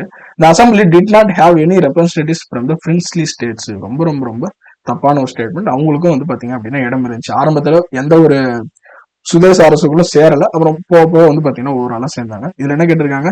Incorrect statement கேட்டிருக்காங்க. இங்கதான் நீங்க மாட்டுவீங்க. கொஸ்டினை நம்ம வந்து உல்டாவா படிச்சுட்டு ஸ்டேட்மெண்ட் இன்கரெக்ட் கேட்டிருக்காங்களா கரெக்ட் கேட்டிருக்காங்களா அப்படின்ட்டு கேட்கிற இடத்துல நம்ம கொஞ்சம் கன்ஃபியூஸ் ஆயிடும். 121. ஓகேங்களா? இன்கரெக்ட் எது? 2 மட்டும்தான் இன்கரெக்ட். அப்போ ஆப்ஷன் பி. ஓகேங்களா? அடுத்து ஸோ இது ரொம்ப ஃபேமஸானது. இந்திய அரசியலமைப்பு சட்டமானது பிற அரசமைப்பு சட்டங்களிலிருந்து சூறையாடி செய்யப்பட்டது. The ransacking from the other constitutions in the world. யார் சொல்லியிருக்கா? Doctor B.R. அம்பேத்கர் சொல்லியிருக்காரு. ஏன் சொல்லியிருக்காரு? பல நாட்டுகளோட அரசியலமைப்பை படிச்சு அதுல இருக்கக்கூடிய சிறந்த பண்புகள், சிறந்த அமைப்புகளை எடுத்துட்டு வந்து இந்திய நாட்டுக்கு ஏற்ற மாதிரியான விஷயங்களை மாத்தி அமைச்சு வச்சிருக்கோம். ஓகேங்களா? ஸோ அடுத்து 123வது கொஸ்டின். தொடக்கத்தில் 389 உறுப்பினர்களை கொண்ட அரசியல் நிர்ணய சபை மாகாணங்கள், மாநிலங்கள், மாகாணங்களின் தலைமை ஆணையர் மற்றும் பலுஜிஸ்தான் ஆகியவற்றில் இருந்து உறுப்பினர்களை கொண்டுள்ளது. ஓகேங்களா, இது ஸ்டேட்மெண்ட் 1. இது கரெக்டா? எஸ், கரெக்ட் தான். After the partition of India the number of the members were reduced to 299. இந்திய பிரிவினருக்கு பிறகு மொத்த உறுப்பினர் எண்ணிக்கை 299 குறைந்தது. இது என்னது? ரெண்டு கூற்றுமே வந்து பாத்தீங்க அப்படின்னா சரியான கூற்று தான். நமக்கே தெரியும், இது பேசிக்கான ஒரு ஃபேக்ட் தான். அடுத்து, who describe the preamble as the soul of the Indian constitution. ஓகேங்களா, இது யார் சொன்னா? தாக்கூர் தாஸ் பார்கவ். இதெல்லாம் வந்து படிச்சாதான் நம்மளால போட வரும். சரிங்களா, ஐடென்டி கார்டுன்னு யார் சொல்லியிருப்பானா? பல்கிவாலா வந்து ஐடென்டி கார்டுன்னு சொல்லியிருப்பாரு. சரிங்களா, அப்படியே ஒன்று ஒன்றா நிறைய ஃபேக்ட்ஸ் இருக்கு, நம்ம ஒன்று ஒன்றா வந்து எக்ஸ்பிளைன் பண்றோம் கூட கூட. ஓகே, அடுத்து 125th கொஸ்டின். இந்த கூற்றுகளை கவனிக்க. அரசியல் நிர்ணய சபை இந்திய அரசியலமைப்பை எழுதி முடிக்க 11 அமர்வுகள் மற்றும் 166 நாட்களை எடுத்துக்கொண்டது. சரிங்களா, இது வந்து என்ன அப்படின்னா, இந்த கொஸ்டின் வந்து ஒரு ஸ்டூடெண்ட்ஸ் டவுட் கேட்டிருந்தீங்க. இது வந்து பாத்தீங்கன்னா 12th புக்ல இருக்கக்கூடிய பேசிக் ஃபேக்ட். என்னன்னா, அந்த அமர்வுகள் இருக்கு பாத்தீங்களா, அந்த அமர்வுகள் அப்ப வந்து வருஷம் பூரா வந்து பாத்தீங்கன்னா அவங்க சிட்டிங்ல இருக்க மாட்டாங்க. அவங்க படிச்சுட்டே இருப்பாங்க, அதை எழுதுறதுக்கு மட்டும் தான் ஒரு நாள் உட்காருவாங்க. அதுதான் வந்து பாத்தீங்கன்னா டோட்டல் 11 செஷன்ஸ். ஓகேங்களா, அதுல மொத்தமா அந்த 11 செஷன்ஸும் சேர்த்து 166 நாட்கள் வந்து எழுதுனாங்க. மீதி நாள்லாம் படிச்சுட்டு இருப்பாங்க. அப்ப இந்த ஸ்டேட்மெண்ட் வந்து கரெக்ட் தான். நிறைய பேர் தப்புன்னு சொல்றீங்க, இது கரெக்ட். அதுல இன்னொன்னு வந்து நீங்க படிச்சிருப்பீங்க, மொத்தமா இந்திய அரசியலமைப்பு எழுதி முடிக்கிறதுக்கு தான் வந்து பாத்தீங்கன்னா இந்த 2 வருஷம் இத்தனை மாசம் இத்தனை நாட்கள் ஆச்சு அப்படின்னு நம்ம சொல்லுவோம். 18 மாசம். ஓகேங்களா, 11 மாசம் 18 நாட்கள் ஆச்சுன்னு சொல்லுவோம். அடுத்து, அரசியலமைப்பு நவம்பர் 26 1942 ஏற்றுக்கொள்ளப்பட்டது மற்றும் ஜனவரி 26 1952 நடைமுறைக்கு வந்தது. இது ரெண்டுமே நம்மளுக்கு தெரியும். ஓகேங்களா, அப்போ வந்து 125 இரண்டு கூற்றுகளுமே சரியானது. இந்த கூற்றுக்காரன கொஸ்டின்ஸ் நல்லா படிக்கணும். ஓகேங்களா, அடுத்து, இந்திய அரசியலமைப்பு எந்த மொழியில் எழுதப்பட்டது? ஆரம்பத்துல ஒரிஜினலா வந்து எந்த மொழியில எழுதப்பட்டதுன்னு கேக்குறாங்க. Hindi and English. ஃபர்ஸ்ட் இங்கிலீஷ்ல எழுதணும், அதுக்கப்புறம் அப்படியே கூடவே வந்து பாத்தீங்கன்னா ஹிந்திலையும் வந்து நம்ம எழுதணும். ஓகேங்களா, அடுத்து, match the following. So schedules, அட்டவணைகளை பத்தி கொடுத்துருக்காங்க. அட்டவணைகள் எல்லாத்தையும் ஃபிங்கர் டிப்ல வந்து நீங்க கண்டிப்பா வச்சுக்கணும். ஒரு விஷயம் மட்டும் சொல்லிக்கிறேன், இந்த ஷார்ட்கட் போட்டு படிக்கிறீங்கல்ல, இந்த ஷார்ட்கட் வந்து எப்ப யூஸ் பண்ணணும் அப்படின்னு தெரிஞ்சுக்கங்க. ஒரு விஷயத்த நான் வந்து ஒரு 3 டைம் 4 டைம் படிச்சுட்டேன், அதுக்கப்புறமா அந்த விஷயத்தோட ஒரு 50% கூட என்னால வந்து ரெக்கவர் பண்ண முடியல அப்படின்னா அப்ப நீங்க ஷார்ட்கட் போடுங்க. ஒரு விஷயத்த படிக்கிறப்பே ஷார்ட்கட் போட்டு தான் நான் படிப்பேன் அப்படின்னா அது வந்து எல்லா விஷயத்துக்கும் ஷார்ட்கட் போட்டு நம்ம ஷார்ட்கட்டே மறக்கிற மாதிரி இருக்கும். என்னை பொறுத்த வரைக்கும் ஒரு விஷயத்த நீங்க உண்மையாவே மனப்பாடம் பண்ணோம் அப்படின்னா நீங்க ரெகுலரா தொடர்ந்து அதை ரிப்பீட்டடா படிங்க, ரிவைஸ் பண்ணுங்க. ஓகே, இப்போ எக்ஸாம்பிள் இந்த ஷெடியூல்ஸ் 12 ஷெடியூல்ஸ் வந்து நீங்க வந்து படிக்க போறீங்கன்னு வைங்களேன், ஒரு அழகா ஒரு பேப்பர்ல ஒரு சைட்ல எழுதுங்க, படிங்க. ஓகேங்களா, கொஞ்சம் கேப் விட்டு ஈவினிங் ஒரு நாள் படிங்க, அடுத்த நாள் படிங்க. 2வது நாள் ஆட்டோமேட்டிக்கா நீங்க அதை எடுத்து பார்த்தாலே உங்களுக்கு எல்லாமே ஆட்டோமேட்டிக்கா ஞாபகம் வர ஆரம்பிச்சிடும். அதுக்கப்புறம் நீங்களே சொல்ல ஆரம்பிச்சிருங்க, சொல்லி பாருங்க. ஓகேங்களா, ஷார்ட்கட் போட்டு படிங்க, பட் மினிமமா வந்து ஷார்ட்கட் யூஸ் பண்ணுங்க. ரிப்பீட்டடா படிக்கிறது உங்களுக்கு லாங் டேர்ம்ல உங்க மெமரியிலே இருக்கும், எப்ப கேட்டாலும் நீங்க சொல்லலாம். ஓகேங்களா, பாருங்க, இது ஈஸி. 7வது அட்டவணை டிவிஷன் ஆஃப் பவர்ஸ், அதிகார பகிர்வு, மத்திய மாநில மற்றும் பொதுப்பட்டியலை பத்தி கூறுகிறது. A3. ஓகேங்களா, A3ன்னு போட்டாலே உங்களுக்கு ஆன்சர் வந்துடும். 8வது அட்டவணை வந்து பாத்தீங்க அப்படின்னா மொழிகள், அலுவல் மொழிகளை பத்தி வந்து நமக்கு சொல்லுது. 3வது அட்டவணை, சாரி, இதுல வந்து கொஞ்சம் எரர் இருக்கு. இது வந்து பாத்தீங்க அப்படின்னா 9வது அட்டவணைன்னு பாத்தீங்க. 9th schedule abolition of zamindari system, இதை பத்தி வந்து சொல்லுது. 10th ஷெடியூல் வந்து பாத்தீங்கன்னா ஆன்டி டிஃபெக்ஷன். 10வது அட்டவணை வந்து கட்சி தாவல் தடை சட்டத்தை பத்தி சொல்லுது. ஓகேங்களா, இதை ஈஸியா வந்து நம்ம மேட்ச் பண்ணிடலாம். இதுல வந்து ஒரு விஷயம் என்ன எக்ஸ்ட்ரா ஞாபகம் வச்சுக்கணும், 9th ஷெடியூல் 9வது ஷெடியூல் எப்ப கொண்டு வந்தாங்க? முதல் சட்ட திருத்தம் 1951, அதை ஞாபகம் வச்சுக்கணும். 10வது ஷெடியூல் 10வது அட்டவணை வந்து பாத்தீங்க அப்படின்னா கட்சி தாவல் தடை சட்டம் 1952வது சட்ட திருத்தம் 1985. ஸோ இதெல்லாம் ரிப்பீட்டடா படிச்சா உங்களுக்கே வந்து பாத்தீங்கன்னா ஈஸியா ஞாபகம் வரும். ஓகேங்களா, 127க்கு ஆப்ஷன் சி. அரசியல் நிர்ணய சபையின் சட்ட ஆலோசகர் யார் அப்படின்னு கேட்டிருக்காங்க. இது டைரக்டான கொஸ்டின், BN ராவ். ஓகேங்களா, அடுத்து, இந்திய அரசியலமைப்பின் 2வது அட்டவணை குடியரசுத் தலைவர், ஆளுநர் மற்றும் நீதிபதிகளுக்கான ஊதியம் பற்றி கூறுகிறது. கரெக்டா இது? Yes, correct. 3வது அட்டவணை அரசியலமைப்பு பதங்களின் பதவி பிரமாணம், பதவிகளின் பதவி பிரமாணம் மற்றும் ரகசிய காப்பு பிரமாணத்தை கொண்டுள்ளது. ஓட்ஸ் அண்ட் அஃபர்மேஷன்ஸ் அப்படின்ட்டு சொல்லுவோம். சரிங்களா, இது இரண்டுமே வந்து பாத்தீங்க அப்படின்னா சரியானது. ஓகேங்களா, அவங்க எப்படி கேட்டிருக்காங்க, 2 கூற்று கொடுத்துருக்காங்க. இதுல பாருங்க, ஆப்ஷன்ல பாருங்க, 1 only correct, 2 only correct, 2 are correct, 2 are wrong, both are wrong, both are கரெக்ட்னு கொடுத்தாங்க. நம்ம கேர்ஃபுல்லா யூஸ் பண்ணணும். ஓகேங்களா, வார்த்தைகளை பார்த்து இரண்டுமே வந்து நம்மளுக்கு சரியான ஒரு ஆப்ஷனா நம்மளுக்கு வருது. ஓகேங்களா, ஆப்ஷன் 129. ஓகேங்களா, ஆப்ஷன் சி. ஸோ இந்த இடத்துல கொஞ்சம் எரர் இருக்கு, மாத்திக்கோங்க. Option C.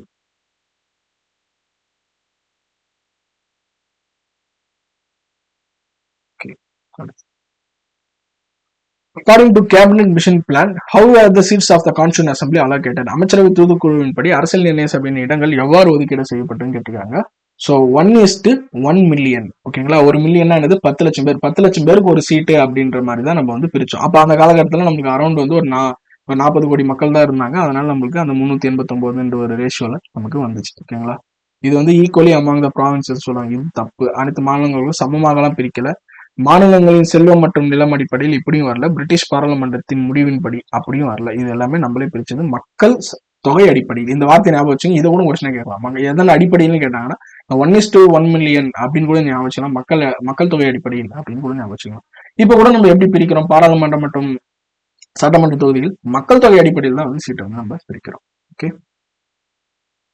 இது ஒரு டைரக்டான ஃபேக்டான கொஸ்டின்.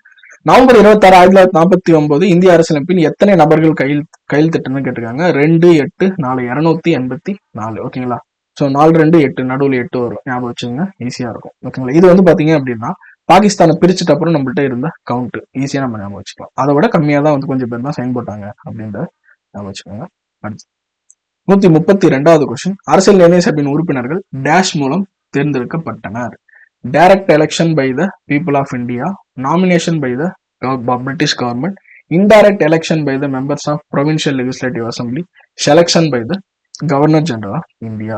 ஸோ இது உங்களுக்கே தெரிஞ்சிருக்கும், நம்மளது வந்து மக்கள் எல்லாருமே சேர்ந்து ஓட்டே போடல. ஓகேங்களா, ப்ரொவின்ஷியல் லெஜிஸ்லேட்டிவ் அசம்பிளிஸ் அப்ப இருந்த இந்த மாகாண சட்டப்பேரவை இருக்கு பாத்தீங்களா, அவங்க தான் மறைமுக தேர்தலில் கொஞ்சம் ஆளுங்கள் யார் யாரெல்லாம் எக்ஸ்போர்ட்டோ அவங்களாம் அரசியல் நிர்ணய சபைக்கு போவாங்கன்னு தேர்ந்தெடுத்து அமைச்சாங்க. So option C. ஓகேங்களா, கொஞ்சம் கேர்ஃபுல்லா படிக்கணும் ஆப்ஷன்ஸ். எடுத்து which communities were not given representation, separate representation in provincial legislative assembly elections for the constituent assembly? இந்த அரசியல் நிர்ணய சபை போறதுக்கு இந்த மாகாணங்கள் இருக்குல்ல, இந்த மாகாண சட்டமன்றங்கள் யார் யார் அனுப்பப்படலன்னு கேட்டாங்க. நான் உங்கள்கிட்ட சொன்னேன் 8 விதமான ஆட்கள் வந்து அனுப்புனாங்க அப்படின்னு. Hindu, Muslim, Christians, Anglo Indians, Sikhs, Parsis, Jains. இதுல பாருங்க, இதுல வந்து புத்திஸ்ட் மட்டும் வந்து இருந்திருக்க மாட்டாங்க. ஓகேங்களா, அதனால ஆப்ஷன் சி. இது எல்லாமே கரெக்ட். இந்து, முஸ்லீம், கிறிஸ்டின் அந்த combo correct. Hindu, Muslim, Sikh correct. Hindu, Muslim, Parsi correct. Hindu, Sikhs, Buddhist இருக்காங்க பாத்தீங்களா, இது வந்து தப்பு. ஓகேங்களா, ஆப்ஷன் சி தான் வந்து ஆன்சர். அடுத்து 134வது question. Part 4 of the Indian Constitution deals with fundamental rights. Part 4A of the Constitution deals with fundamental duties. இந்திய அரசியலமைப்பின் பகுதி 4 அடிப்படை உரிமைகள் பற்றி விவரிக்கிறது. பகுதி 4A அடிப்படை கடமைகள் பற்றி கூறுவோம்னு சொல்றாங்க. நல்லா அப்படி வேகமா படிச்சோன்னா இந்த கொஸ்டின் நம்மளே தப்பு பண்ணுவோம். பகுதி 4 வருது, பகுதி 3. ஓகேங்களா, ஏன்னா பகுதி 3 வந்து அடிப்படை உரிமைகள், பகுதி 4 வந்து எதை பத்தி சொல்லுது, நமக்கு அரசுக்கு வழிகாட்டும் நெறிமுறை கோட்பாடுகள், அரசு நெறிமுறை கோட்பாடுகள் அதை பத்தி சொல்லுது. அப்ப ஃபர்ஸ்ட் ஸ்டேட்மெண்ட் தப்பு, ரெண்டாவது ஸ்டேட்மெண்ட் கரெக்டானு கேட்டா கரெக்ட். அப்ப option B, only statement 2 is correct. அடுத்து ஸோ இந்த மேட்ச் நீங்க ஈஸியா போட்டுருவீங்க. நம்ம 10th இருந்து 9th இருந்தே படிச்சிருப்போம். தமிழ் வந்து பாத்தீங்கன்னா 2004 தான் வந்து பாத்தீங்கன்னா கிளாசிக்கல் லாங்குவேஜா வந்து நம்ம அறிவிச்சோம். அப்ப B3 அப்படின்னு நீங்க ஆப்ஷன் சூஸ் பண்ணாலே வந்து ஆப்ஷன் கிடைச்சிடும். ஏ 135க்கு ஏ தான் வந்து பாத்தீங்க அப்படின்னா, சாரி B3 எஸ் 135 வந்து ஏ ஆப்ஷன். உங்க கீழே வந்து ஒரு சேஞ்ச் இருக்கும், அதை சேஞ்ச் பண்ணிடுவாங்க. அடுத்து the term quasi-federal was used for the Indian Constitution by இந்திய அரசியலமைப்பின் பகுதி கூட்டாட்சி என்ற பதத்தை கூறியவர் யார்? கேசி வேர். இவர் தான் வந்து இந்திய அரசியலமைப்பை நம்மளோட கூட்டாட்சியை பகுதி கூட்டாட்சி அப்படின்னு சொல்லுவாங்க, குவாசி ஃபெடரலிசம். ஓகேங்களா, இது வந்து அரைகை கூட்டாட்சி அப்படின்னு ஒரு சில இடங்கள் வந்து குறிப்பிடுவாங்க. ஒரு விஷயம் மட்டும் புரிஞ்சுங்க, அரசியலமைப்பை பொறுத்த வரைக்கும் இங்கிலீஷ்ல வந்து ஒரு வேர்டு ஃபிக்ஸ்டு, தமிழ் அதை மாத்துறப்ப வந்து பல விதமா வந்து சேஞ்ச் பண்ணுவாங்க ஒரே வார்த்தைக்கு. இப்ப நம்மளே வந்து பாத்தீங்க அப்படின்னா குடியரசுத் தலைவர் பிரசிடென்ட், அங்க வந்து பாத்தீங்கன்னா பிரசிடென்ட், இங்க வந்து பாத்தீங்கன்னா நம்ம ஜனாதிபதினு சொல்லுவோம். அடுத்து வந்து பாத்தீங்க அப்படின்னா நம்ம என்ன சொல்லுவோம், குடியரசுத் தலைவர்னு சொல்லுவோம். அந்த மாதிரி பதங்கள் வந்து நிறைய வந்து இருக்கும். நம்மளுக்கு எனிவே உங்களுக்கு டவுட் இருந்துச்சுன்னா லைட்டா அப்படி இங்கிலீஷ்ல ஒரு வாசிச்சிங்க அப்படின்னா உங்களுக்கு புரிஞ்சு. ஓகேங்களா, கேசி வேர் அப்படின்றதுதான் சொல்லியிருப்பாரு. இந்த மாதிரி நிறைய பேர் வந்து சொன்ன விஷயங்களை நம்ம கொஸ்டினா கேட்பாங்க. இதெல்லாம் வந்து டெஸ்ட் சீரிஸ் நீங்க எழுதுறப்ப அப்படியே கவர் ஆகிட்டே வரும். அண்ட் கடைசியா நம்ம வந்து ஒரு ரிவிஷன் கிளாஸ் பாக்குறப்ப இது எல்லாத்தையும் உங்களுக்கு கம்பைல்டா வந்து கொடுக்குறேன். அது வரைக்கும் நீங்களே ஓனா எழுதுங்க. ஓகேங்களா, அடுத்து 137வது கொஸ்டின். இந்திய அரசியலமைப்பின் பகுதி 9 நகராட்சி பற்றி கூறுகிறது. இந்திய அரசியலமைப்போட பகுதி 9 சிறப்பாக பஞ்சாயத்து ராஜ் நிறுவனங்களை பத்தி கூறுகிறது. தப்பு, உல்டாவா இருக்கா? நம்ம சொன்ன மாதிரி இப்ப கூட பகுதிகளை பத்தி பேசணும். பார்ட் 9 தான் வந்து பாத்தீங்க அப்படின்னா பஞ்சாயத்து ராஜ் இன்ஸ்டிடியூஷன்ஸ் பத்தி சொல்லுது, பஞ்சாயத்து ராஜை பத்தி சொல்லுது. பார்ட் 9A வந்து முனிசிபாலிட்டிஸ் பத்தி சொல்லுது. ஓகேங்களா, நகராட்சி பத்தி சொல்லுது. அப்ப ரெண்டுமே மாறி இருக்கு. அப்ப ரெண்டுமே incorrect. Both statements are incorrect. இரண்டு கூற்றம் தவறு தான் வந்து ஆன்சர். அடுத்து 138வது கொஸ்டின். இது வந்து ஒரு கொஞ்சம் டிஃபிகல்ட்டான ஒரு கொஸ்டின் கூட சொல்லலாம். மேபி நீங்க வந்து கெஸ் பண்ணிருக்கலாம். The secularism word is derived from the Greek word. சமய சார்புன்ற பதம் கிரேக்க மொழியிலிருந்து பெறப்பட்டதுன்னு சொல்றாங்க. தப்பு. இது லத்தீன் மொழி. இந்த மாதிரி இந்த மொழி பதங்கள்லாம் வந்து உங்களுக்கு புக்ல அங்கங்க கொடுத்துருப்பாங்க. எங்க இருந்து பெறப்பட்டது அதை படிச்சுக்கோங்க. நான் லாஸ்ட் டைம் வந்து குரூப் 2ல நினைக்கிறேன், பார்லிமெண்ட் என்ற வேர்டு வந்து பாத்தீங்கன்னா எந்த இதுல இருந்து பெறப்பட்டது. அடுத்து ஜாகிரபில கூட கேட்கறாங்க, ஒரு வார்த்தை கொடுத்து இது வந்து எந்த மொழியோட அடிப்படை சொல், வேர்ச்சொல் அப்படின்னு கேட்கறாங்க. ஓகேங்களா, சமய சார்பின் வந்து லத்தீன் மொழியிலிருந்து பெறப்பட்டது. இப்போ ஒண்ணு தவறு. ஓகேங்களா, இதுல வந்து ஒண்ணு வந்து தவறு அப்படின்னு நீங்க சொல்லிட்டீங்க அப்படின்னா ஏவையும் சிவையும் எலிமினேட் பண்ணலாம். அடுத்து 2, 3 இருக்கு. மேற்கூறி எதுவும் இல்லை, மேற்கூறி எதுவுமே வந்து சரியில்லை அப்படின்னு கூட நீங்க சொல்லலாம். அடுத்து அரசியலமைப்பை ஏற்றுக்கொண்ட ஆண்டான 1950 போது அரசியலமைப்பில் சமய சார்பின்ற என்ற படம் இடம்பெறவில்லைன்னு சொல்றாங்க. Yes, correct. சமய சார்பின்படி அதுக்கப்புறம் 1976 தான் நம்ம சேர்த்தோம் 42வது சட்ட திருத்தம். இது சரியானது. 1922ஆம் ஆண்டுக்கு பிறகு இந்திய அரசியலமைப்பின் 52வது சட்டத்தின் மூலம் முகவரியில் சமய சார்பற்ற என்ற பதம் சேர்க்கப்பட்டது. எஸ், இதுவும் கரெக்ட். அப்ப ஆப்ஷன் 138க்கு பி 2 மற்றும் 3 சரியான விடை. ஓகேங்களா, அடுத்து முகவுரையில் நீதி, சமூக பொருளாதார அரசியல் நீதி என்ற கருத்தாக்கம் என்ற எதோட அடிப்படையில் வந்து பாத்தீங்கன்னா எந்த தாக்கத்தில் உருவாக்கப்பட்டதுன்னு சொல்றாங்க. பிரியாம்பிள்ல இருக்கக்கூடிய ஜஸ்டிஸ், சோசியோ எக்கனாமிக், பொலிட்டிக்கல் எதுல இருந்து வந்துச்சுன்னு கேக்குறாங்க. ஸோ நம்மளுக்கே தெரியும் இது எதோட அடிப்படையில, யுஎஸ்எஸ்ஆர் ரஷ்ய புரட்சி அடிப்படையில தான் வந்து நம்ம ஜஸ்டிஸ், நீதின்றத ஒரு விஷயத்த நம்ம எடுத்திருப்போம். யுஎஸ் கான்ஸ்டியூஷன்ல இருந்து நம்ம என்ன எடுத்திருப்போம், அமெரிக்கால இருந்து நம்ம வந்து பாத்தீங்க அப்படின்னா யுஎஸ் கான்ஸ்டியூஷன்ல இருந்து இம்பார்ட்டண்டா சொல்லணும்னா அடிப்படை உரிமைகள் வந்து எடுத்துப்போம். ஒன்னு பார்க்கலாம். ஓகேங்களா, பிரெஞ்சு லிபர்ட்டி, ஈக்குவாலிட்டி, ஃப்ராட்டர்னிட்டி. ஓகேங்களா, சமத்துவம், சகோதரத்துவம். ஓகேங்களா, மற்றும் சுதந்திரம். பிரிட்டிஷ்ல இருந்து நம்ம நிறைய எடுத்துருக்கோம் படிச்சிருக்கோம். ஆப்ஷன் பி 139க்கு பி. அடுத்து 140. இது கொஞ்சம் ட்ரிக்கியான கொஸ்டின். இன்கரெக்ட் ஸ்டேட்மெண்ட் எதுன்னு கேட்டிருக்காங்க. ஓகேங்களா, நல்லா பாத்தீங்க, இன்கரெக்ட்னு கேட்டிருக்காங்க. India is the first country to give right to vote to women from very first general election. நம்ம ஃபர்ஸ்ட் 1932 முதல் பொது தேர்தலே பெண்களுக்கு வாக்குரிமை கொடுத்துருக்கோம் அப்படின்னு சொல்றாங்க. Yes, correct. இந்த ஸ்டேட்மெண்ட் வந்து கரெக்ட். ஓகே, இன்கரெக்ட் கேட்டிருக்காங்க. அப்ப இதுக்கு சம்பந்தம் இல்லை. சுவிட்சர்லாந்துல right to vote is given in 1971. 1971 சுவிட்சர்லாந்துல வாக்குரிமை கொடுத்தாங்கன்னு சொல்றாங்க. இதுவும் ஒரு கரெக்டான விஷயம் தான். ரொம்ப லேட்டரா தான் கொடுத்தாங்க. ஓகேங்களா, இதுக்கே சுவிட்சர்லாந்துலாம் பாத்தீங்க அப்படின்னா அவ்வளவு வளர்ச்சி அடைந்த பணக்கார கண்ட்ரி. அவங்களே வந்து பாத்தீங்கன்னா 1971 தான் கொடுக்கும். ஓகேங்களா, கடைசி ஒண்ணு பார்ப்போம். சட்டத்தின் ஆட்சி என்ற பதம் ஏவி டைசி என்பவரால் அறிமுகப்படுத்தப்பட்டது சொல்லுவாங்க. ஏவி டைசி இவர் தான் வந்து பாத்தீங்கன்னா ரூல் ஆஃப் லா அப்படின்ற ஒரு விஷயத்த வந்து சொல்லியிருப்பாரு, பிரிட்டிஷ்ல இருந்தவர். சோ இது மூணுமே கரெக்ட். இந்த மூணுமே கரெக்ட்னு தெரிஞ்சாலே உங்களுக்கு சீன்றது தான் இன்கரெக்ட்னு நீங்க வந்து ஆப்ஷன் போடலாம். ஓகேங்களா, பட் ஆனா இதுல முக்கியமான விஷயம் சொல்றேன். The value of the vote of the prime minister and the value of the vote of common man in general election is same in which denotes social equality. பொது தேர்தலின் பிரதமரின் வாக்கு மதிப்பும் சாதாரண மக்களின் வாக்கு மதிப்பும் ஒன்றுதான். இது சமூக சமத்துவத்தை குறிக்கிறது அப்படின்னு சொல்றாங்க. இது வந்து ஆக்சுவலா வந்து இது வரைக்கும் ஓகே, இது எல்லாமே சேம், இது வரைக்கும் ஓகே. பட் இங்கதான் வந்து ப்ராப்ளம். இது சோசியல் ஈக்குவாலிட்டியை குறிக்கல, இது பேரு வந்து பொலிட்டிக்கல் ஈக்குவாலிட்டி. ஓகேங்களா, ஸோ அரசியல் சமத்துவம், இது சமூக சமத்துவம் கிடையாது, அரசியல் சமத்துவம் இங்கதான் இருக்கு. ஸோ இந்த மாதிரி ஒரு கொஸ்டின் வைக்கணும் அப்படின்றதுக்காக வச்சு ஒரு டஃப் கொஸ்டின்ஸ் இல்ல யோசிக்கக்கூடிய கொஸ்டினா இருக்கணும். அப்படி இல்லைன்னா ஏபிடி கரெக்ட், நான் சி தான் தப்புன்னு நான் போறேன் அப்படின்னு நீங்க போகக்கூடிய ஒரு ஆளா இருக்கும். அந்த மாதிரி ஒரு முடிவு எடுக்கக்கூடிய கொஸ்டின்ஸ் கண்டிப்பா வரும். அதுக்காக இது வச்சு. ஓகேங்களா, அடுத்து 141வது கொஸ்டின். இந்தியா பல்வேறு நம்பிக்கைகளை சமமாக போற்ற மதிக்கப்படும் இடமாக இருப்பதோடு ஒரு தேசிய கண்ணோட்டத்தை கொண்டிருக்கும் என்று கூறியவர் யார் அப்படின்னு கேட்டிருக்காங்க. நம்மளுக்கு ஆப்ஷன் தெரியும், ஜவஹர்லால் நேரு. இது ஃபேமஸான ஒரு ஸ்கூல் புக் கோட். ஓகேங்களா, ஈஸியா அடிச்சிருப்பீங்க. அடுத்து 142வது கொஸ்டின். இந்திய அரசியல் நிர்ணய சபையின் சேர சுதேச அரசுகளில் தலைவர்களை வற்புறுத்துவதில் முக்கிய பங்கு வகித்தவர்கள் யார் அப்படின்னு கேட்டிருக்காங்க. பாருங்க, இது எல்லாமே டிஃப்ரெண்டா இருக்கும். பட் இருந்தாலும் நீங்க ஈஸியா கெஸ் பண்ணலாம். சர்தார் பட்டேல். ஓகேங்களா, இந்தியாவோட இரும்பு மனிதன் சொல்லுவோம், அயன்மேன் அப்படின்னு நம்ம சொல்லுவோம். இவரு தான் வந்து பாத்தீங்க அப்படின்னா எல்லா சுதேச அந்த ஸ்டேட்ஸையும் வந்து நம்ம கூட இணைக்கணும் அப்படின்ட்டு ரொம்ப கஷ்டப்படுது. ஓகேங்களா, 142 சர்தார் பட்டேல் மற்றும் விபி மேனன். ஆப்ஷன் பி வந்து ரைட் ஆன்சர். ஓகேங்களா, அடுத்து 143. Which of the following principal state initially refused to join the India? பின்னொருவற்றில் இந்தியாவுடன் இணைய மறுத்த சுதேச அரசுகள் யாவை? ஆரம்பத்துல யார் யாரெல்லாம் வந்து இணையல அப்படின்னு கேட்டிருக்காங்க. ஜுனாகத், காஷ்மீர், ஹைதராபாத், இது மூணுமே வந்து பாத்தீங்க அப்படின்னா ஆரம்பத்துல இணைய மறுத்துச்சு. அப்புறம் வந்து போலீஸ் ஆபரேஷன், அடுத்து வந்து பாத்தீங்கன்னா இன்ஸ்ட்ருமெண்ட் ஆஃப் அக்சஷன், கையெழுத்துலாம் போட்டு அக்ரிமெண்ட் எல்லாம் போட்டு அவங்க தான் வந்து கொண்டு வந்தோம். ஓகேங்களா? 143க்கு ஆப்ஷன் பி. இதெல்லாம் fact oriented question. State reorganisation, மாநிலங்கள் மறுசீரமைப்பு, அந்த ஒரு பகுதியில் வந்து படிப்பீங்க. ரொம்ப டீப்பா போக வேண்டாம். ஓகேங்களா? எப்படின்னா டெஸ்ட் சீரீஸ்ல வரக்கூடிய கொஸ்டின்ஸை நல்லா கேட்ச் பண்ணி வச்சுக்கோங்க. அந்த கொஸ்டின்ஸை வந்து நீங்க ப்ராக்டிஸ் பண்ணி அந்த ஃபேக்ட்ல கரெக்டா இருந்தீங்கன்னா ரிஃப்ளெக்ஷன் எப்படி தெரியுங்களா வரும்? உங்களுக்கு எக்ஸாம் போறப்ப உங்களுக்கு ஒரு விஷயம் ஷுவரா தெரியும், இது வந்து ஜுனாகத், காஷ்மீர், ஹைதராபாத் தெரியும். மீதி எது கொடுத்திருந்தாலுமே நீங்க படிச்சதை வச்சு நீங்க மேட்ச் பண்ணி கொண்டு வரலாம். அதை நம்ம எப்படின்றத ப்ரீவியஸ் இயர் கொஸ்டின்ஸ் வச்சு நான் வந்து உங்களுக்கு போற அந்த கோலை வந்து நம்ம சொல்லி கொடுக்குறோம். ஓகேங்களா? ஸோ அடுத்து பகுதி 1, இந்தியாவின் மாநிலங்களின் பெயர் மற்றும் எல்லைகளை பற்றி கூறுதுன்னு சொல்றாங்க. இது வந்து இது மாநிலங்கள் மற்றும் யூனியன் பிரதேசம் மறுசீரமைப்பு தொடர்பான சட்டப்பேரவை கொண்டுள்ளது அப்படின்னு சொல்றாங்க. நல்லா பாத்துங்க, ஆர்டிகல் 1 இல்ல, சரத்து 1 இல்ல, பகுதி 1. கரெக்டுங்களா? நீங்களே சொல்லுங்க. கரெக்ட். இது வந்து நம்ம இதுதான் நம்ம பசங்க படிக்கிறப்ப நிறைய பேர் பகுதி 1, அட்டவணை 1, ஆர்டிகல் 1 இதையே குழப்பிக்கிறாங்க. ஓகேங்களா? அப்ப படிக்கிறப்ப அந்த ஃபர்ஸ்ட் ஆரம்பிக்கிற லைனும் முடிகிற லைன் இல்லைன்னா அதுல இருக்கக்கூடிய கீவேர்டு அதுல நம்ம கை இருக்கணும். அப்பதான் நம்ம கரெக்டா யோசிக்க முடியும். 2 கூற்றுகள் வந்து சரியான ஒன்று. ஓகேங்களா?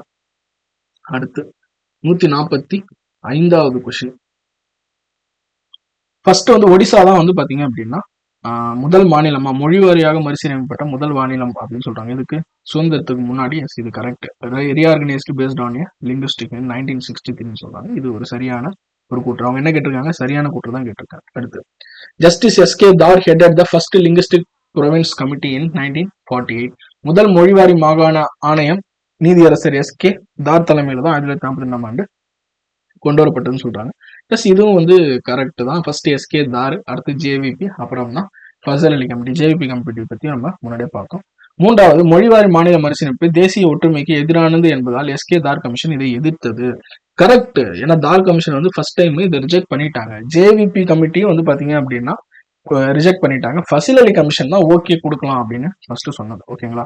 ஸோ இதுல எது சரியானதுன்னா 3மே சரியானது. 3மே முக்கியமான ஒரு பாயிண்ட். ஓகேங்களா? நோட் பண்ணி வச்சுக்கோங்க.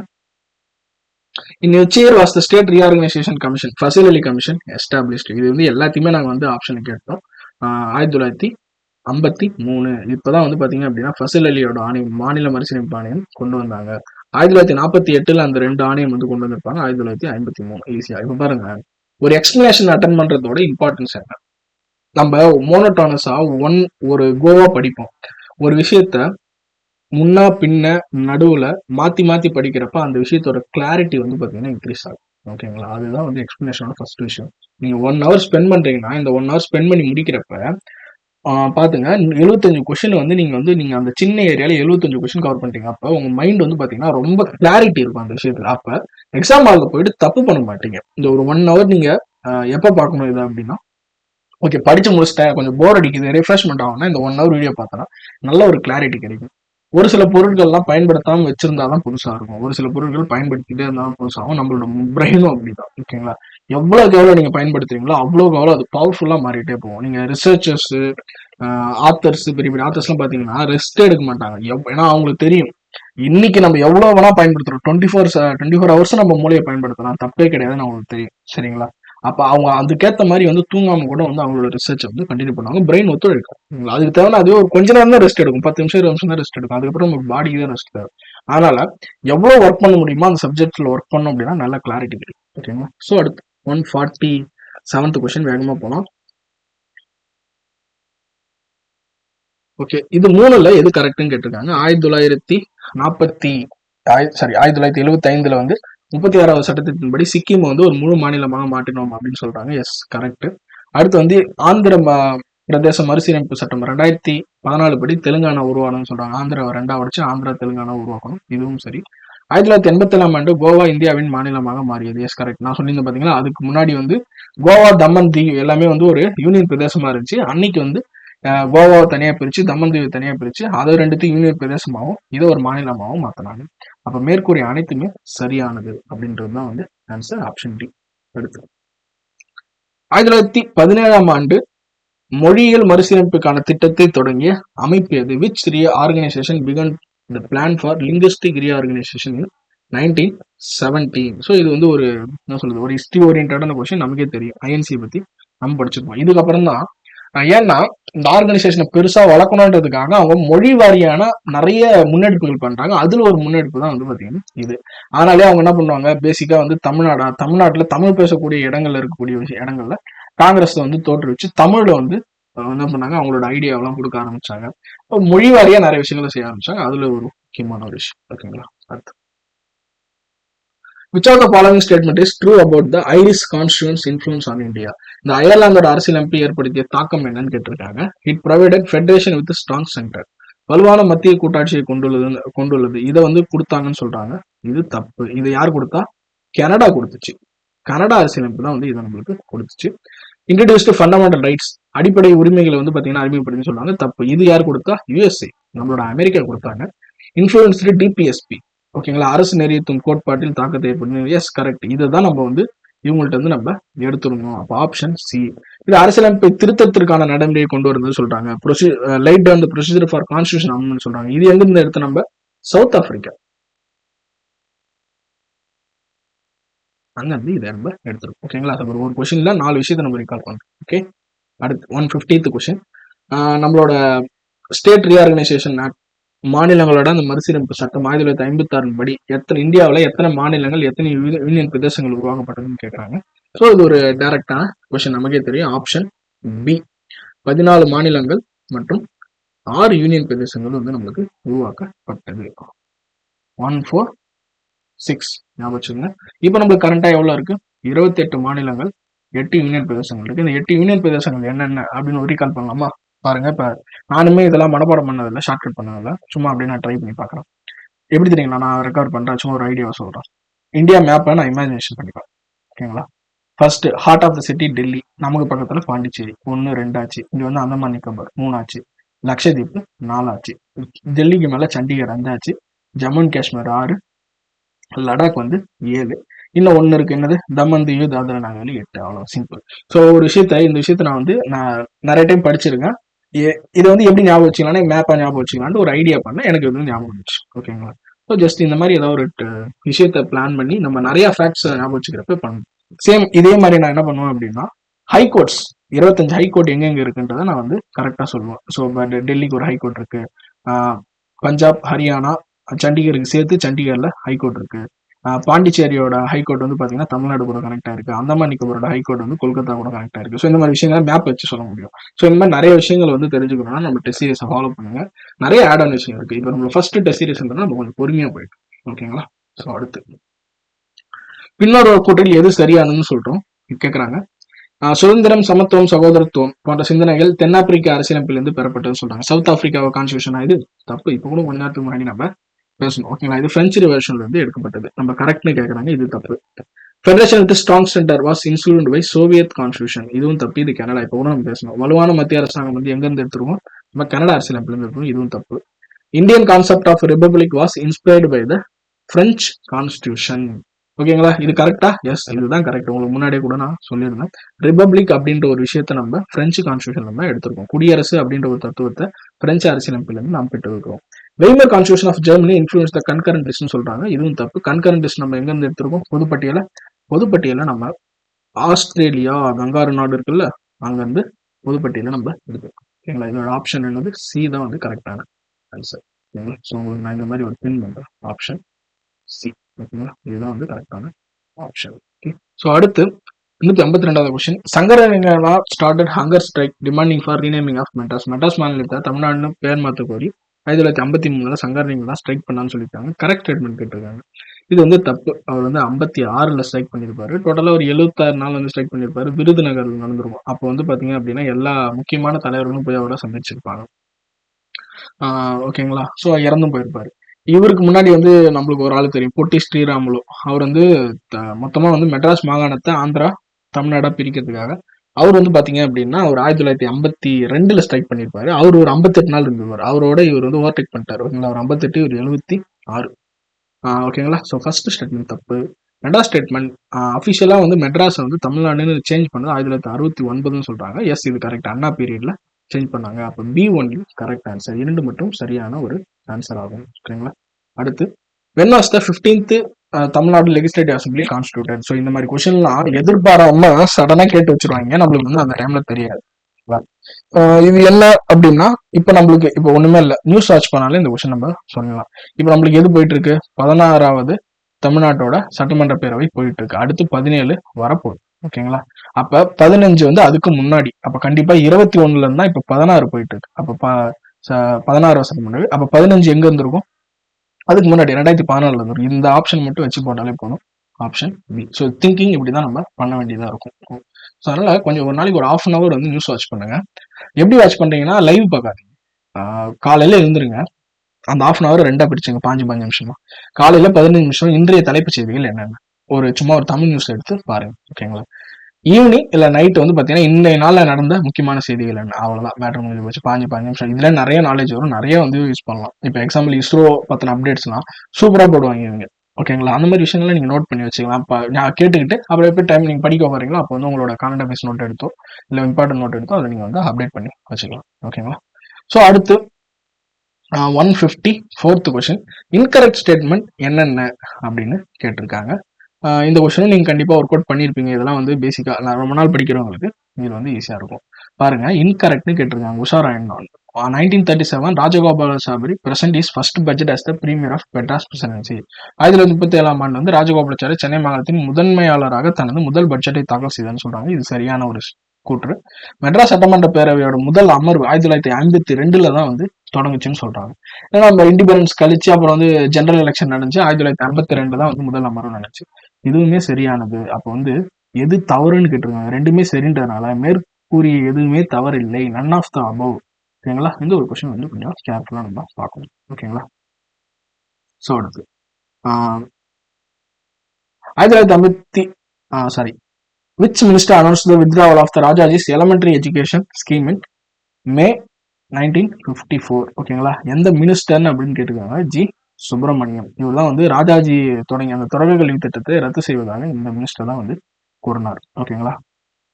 அடுத்து 156 எமர்ஜென்சி ப்ரொவிஷன்ஸ் ஆர் மென்ஷன்ட் இன் பார்ட் 19. ஓகேங்க சார், பார்ட் 18. இது 1, இது வந்து 18 ஆஃப் த கான்ஸ்டியூஷன்.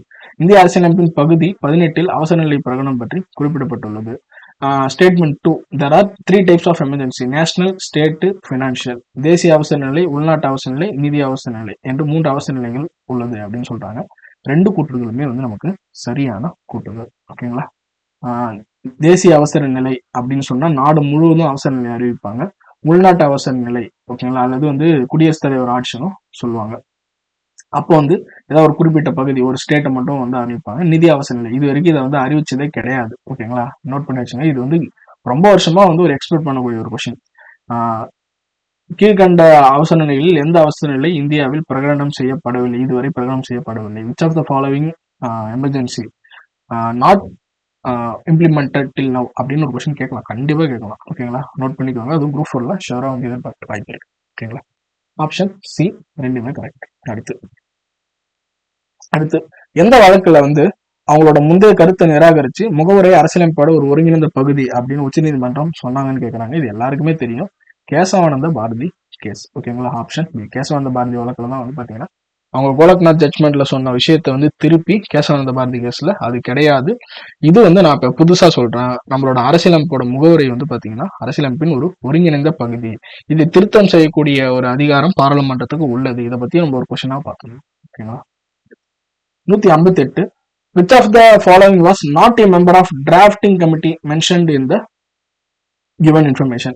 இந்த 4 பேர்ல யாரு டிராஃப்டிங் கமிட்டியில இல்லைன்னு கேட்கறாங்க. பின்னோரில் கொடுக்கப்பட்ட தகவலில் வரைவு குழு உறுப்பினர் அல்லாதவர் யாருன்னு கேட்கறாங்க. ஸோ அம்பேத்கர் இருந்தாரு, சாதுல்லா இருந்தாரு, மாதவ ராதவ் இருந்தாரு.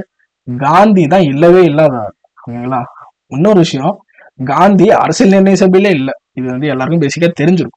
அரசியல் நிர்ணய சபையில காந்தி கிடையாது. அப்ப இந்த கொஸ்டினை மாத்தி கேட்டா கூட ஆன்சர் இவரு தான். அரசியல் நிர்ணய சபையில இல்லாத ஒரு ஆள் யாருன்னு கேட்டா காந்தி தான். ஓகேங்களா. 158க்கு டி 4 மட்டும். அடுத்து இந்திய அரசியலமைப்பின் விவாதம் நடைபெற்ற நாட்கள், கான்ஸ்டியூஷன் அசம்பிளியோட டிபேட் எப்பல இருந்து எப்போ வரைக்கும் நடைபெற்றுச்சு அப்படின்னு கேட்குறாங்க. ஒரு ஈஸியான டிசம்பர் 9 ஆரம்பிச்சாங்க, ஜனவரி 24 1950 வரைக்கும் நடந்துச்சு. இது ஒரு பேசிக்கான ஒரு கொஸ்டின், கண்டிப்பா நீங்க ஞாபகம் வச்சுக்கூடிய ஒரு கொஸ்டின். ஓகேங்களா? இதை எப்படி படிக்கலான்ட்டு ஒரு ஐடியா சொல்றேன். 1946 ஆரம்பிக்குதா, 1950 வரைக்கும் ஒரு டைம் லைன் போட்டுங்க. ஒரு டைமும் என்ன நடந்துச்சு, ஓகேங்களா? கரெக்டா அந்த மந்த் வைஸ். இப்போ எக்ஸாம்பிள் 1946 47 பிரிச்சுங்க. ஸோ 47ல ஜூலை மாசம் என்ன நடந்துச்சு, 46 ஜூலை மாசம் என்ன நடந்துச்சு, டிசம்பர் மாசம் என்ன நடந்துச்சு, ஓகேங்களா? டிசம்பர் 9, ஓகேங்களா, முதல் அமர்வு, டிசம்பர் 13 குறிக்கோள் தீர்மானம். அப்படியே ஒரு லைனா அந்த காலக்கோடு அப்படின்னு ஒரு கான்செப்ட் படிப்போம் நம்ம 10th. அந்த கான்செப்ட் தாங்க ஒரே ஒரு யோசிச்சுட்டு எழுதுங்க, டோட்டல் ஃபேக்ட்ஸும் ஓவர், ஈஸியா ரிவைஸ் பண்ணிட்டு போயிட்டே இருக்கலாம். இது நீங்க பண்றதுக்கு ஒரு 1 ஹவர் கூட ஆகலாம்னு வச்சுக்கோங்களேன். நீங்க புக்கெல்லாம் புரட்டி பண்ணணும். பட் ஒரு டைம் பண்ணிட்டீங்கன்னா அதுக்கப்புறம் ரிவிஷன் பண்றதுக்கு 1 நிமிஷம் தான் ஆகும் அந்த பேஜை. எக்ஸாம் வரைக்கும் நீங்க ஃபாஸ்டா ரிவிஷன் பண்றது ஈஸியா இருக்கும். ஸோ நோட்ஸ் நிறைய மாணவர்கள் எடுக்க மாட்டுறாங்க, அது குறிப்பா ஜிஎஸ்க்குலாம். இந்த நோட்ஸோட பவர் என்னன்றது நம்மளுக்கு சரியா தெரியல. 1 மணி நேரம் ஸ்பெண்ட் பண்ணாதான் நம்மளால ஒரு 5 பேஜ் நோட்ஸ் எடுக்க முடியும்னு வச்சுக்கோங்களேன். இப்போ இந்த 5 பேஜ் நோட்ஸ் எடுக்கிறது 1 ஹவர் ஸ்பெண்ட் பண்ணிட்டீங்க. நீங்க என்ன தயங்குறீங்க, 1 ஹவர் ஸ்பெண்ட் பண்ணி நான் 5 பேஜ் நோட்ஸ் எடுக்கணுமான்னு? பட் ஒரு டைம் நீங்க 1 ஹவர் ஸ்பெண்ட் பண்ணிட்டீங்கன்னா அடுத்த டைம் அந்த 5 பேஜ் நோட்ஸ் பாத்தீங்கன்னா ஜஸ்ட் ஒரு 5 நிமிஷம் இல்லை ஒரு 10 நிமிஷத்துல ரிவைஸ் பண்ணலாம். பட் ஆனா நோட்ஸே எடுக்காம இந்த கண்டென்ட் நீங்க படிக்கணும்னா ஒரு டைமும் உங்களுக்கு மினிமம் 1 ஹவர் ஆகும். அதுவும் போர் அடிச்சு போச்சுன்னா அந்த படிக்கதான் ரொம்ப கடுப்பாயிடும். நோட்ஸ் இருந்தா இன்ட்ரெஸ்டா போயிட்டு இருக்கும். உங்களோட ஹேண்ட் ரிட்டன்ல நீங்களே ஒரு புக் எழுதினீங்கன்னா எப்படி இருக்கும், நான் என் கையால 100 பேஜ் புக் எழுதிருக்கேன் அப்படின்ற மாதிரி தான் ஒரு நோட்ஸ். கண்டிப்பா நோட்ஸ் எடுத்து படிங்க. ஸோ இந்த ஐடியாவை இம்ப்ளிமெண்ட் பண்ணுங்க. அடுத்து ஃபாஸ்டா போகலாம். 160வது கொஸ்டின். ஸோ பிங்காலி வெங்காயம் இந்தியாவோட ஒரு தேசிய கொடியை வடிவமைத்தா நம்ம சொல்றோம். எஸ், இது கரெக்டான ஸ்டேட்மெண்டா? கரெக்ட். கனிஷ்கா ஸ்டார்டட் த சாக்கா எரா. சாக்கான்ற ஒரு எராவை கனிஷ்கா ஸ்டார்ட் பண்ணிருக்காங்கன்னு சொல்றாங்க. இதுவும் ஒரு சரியானது. Indian currency symbol was designed by the Udayakumar அப்படின்றவரை டிசைன் பண்ண சொல்லுவாங்க. இதுவும் கரெக்ட். ஓகேங்களா? ஸோ 160 ஆப்ஷன் சி, 1, 2, 3 மூணுமே ட்ரூ. உதயகுமார் பத்தி உங்களுக்கு தெரியும், தமிழ்நாட்டை சேர்ந்தவர். பேசிக்கா ஒரு பாக்ஸ் கொஸ்டினா கூட இருக்கு. ஓகேங்களா? அடுத்து, so drafting committee of the constitution assembly was formed in 1947 அப்படின்ட்டு சொல்லியிருக்காங்க. நல்லா புரிஞ்சுங்க, டிராஃப்டிங் கமிட்டி தான் இதுல இந்த இடத்துல நிறைய குழப்பலாம் நம்மள இந்த கான்ஸ்டியூஷன் அசம்பிளி டைம். ஓகேங்களா? டிராஃப்டிங் கமிட்டி கரெக்டா எப்போ ஃபார்ம் பண்ணாம கேட்டாங்க. 1947. எஸ், 1947 தான் டிராஃப்டிங் கமிட்டி ஃபார்ம் ஆச்சு. அதுக்கு முன்னாடி அரசியல் கூடினதா டிசம்பர் 9 பாத்தீங்கன்னா அவங்க எல்லாரும் கூடனாங்க. ஓகேங்களா? அரசியல் நிர்ணய சபை கூடுச்சு. அதுல 22 கமிட்டிஸ் இருந்துச்சு. அதுல முக்கியமான கமிட்டியான டிராஃப்டிங் கமிட்டி 1947 தான் நம்ம கொண்டு வந்து.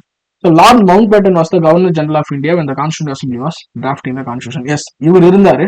ஆனா ஒன்லி அப்படி இவர் மட்டுமே இருந்தார், மவுண்ட் பேட்டன் மட்டுமே பிரபுவா இருந்தாருன்னா தப்பு. அதுக்கப்புறம் ஒரு ராஜாஜி எல்லாம் வந்திருப்பாரு. 2 ஸ்டேட்மெண்ட்டுமே சரியானது. Both are correct. 161 option C.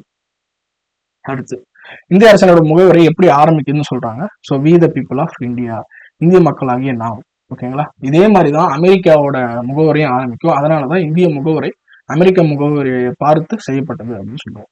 அடுத்து 163வது கொஸ்டின். பின்வரும் கூட்டத்தில் தவறானது எது அப்படின்னு கேட்கறாங்க.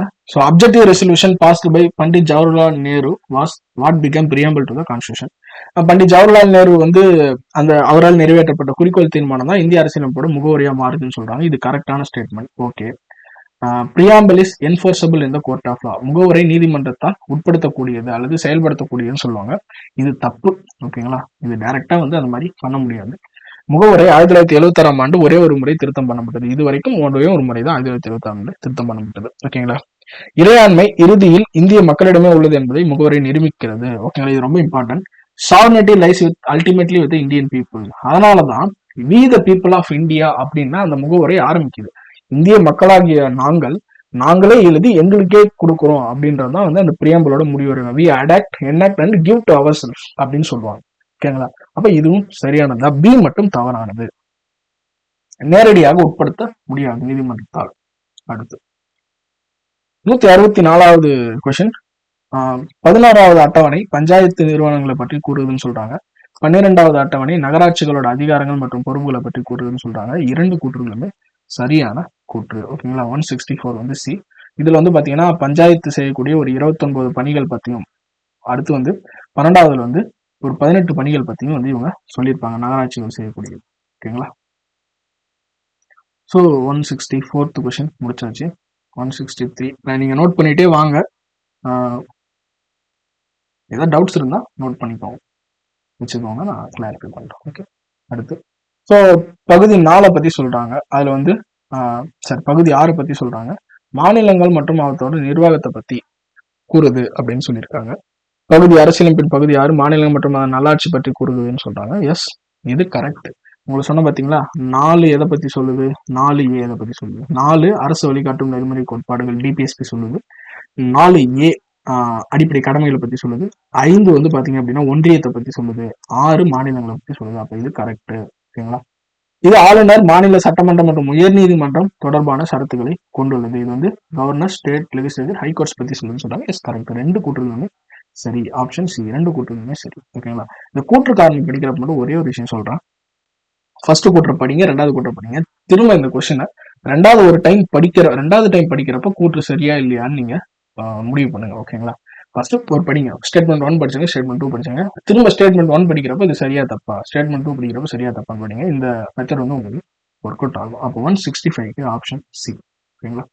அடுத்து 166, இது ஐ திங்க் கீழே வந்து சின்ன சேஞ்ச் இருந்திருக்கும். பாத்தீங்க, இதெல்லாம் நீங்க பேசிக்கா உங்களுக்கே தெரியும். பகுதி 2 குடியுரிமை பத்தி சொல்லுது, பகுதி 3 அடிப்படை உரிமைகள் பத்தி, பகுதி 4 அரசு வழிகாட்டும் நேர்மை கோட்பாடுகள், பகுதி 5 வந்து யூனியன் கவர்மெண்ட் மத்திய அரசாங்கத்தை பத்தி சொல்லுது. ஓகேங்களா.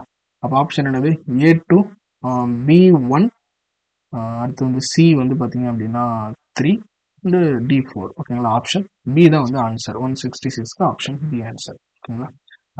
Who wrote the most famous novel Anand Math என்ற புகழ்பெற்ற நாவலை யார்? இது ஒரு எவர்கிரீன் கொஸ்டின், ஏகப்பட்ட டைம் சொன்னாங்க. பிசி சட்டர்ஜி, பக்கிம் சந்திர சட்டர்ஜி. இதுல தான் வந்து பாத்தீங்கன்னா பந்தே மாதரம் அப்படின்னு ஒரு பாடல் வந்து இடம்பெற்றிருக்கும். அந்த பந்தே மாதத்தை தமிழ்ல மொழிபெயர்த்தது யாரு அப்படின்னா நம்மளோட பாரதியார். நோட் பண்ணி வச்சுங்க.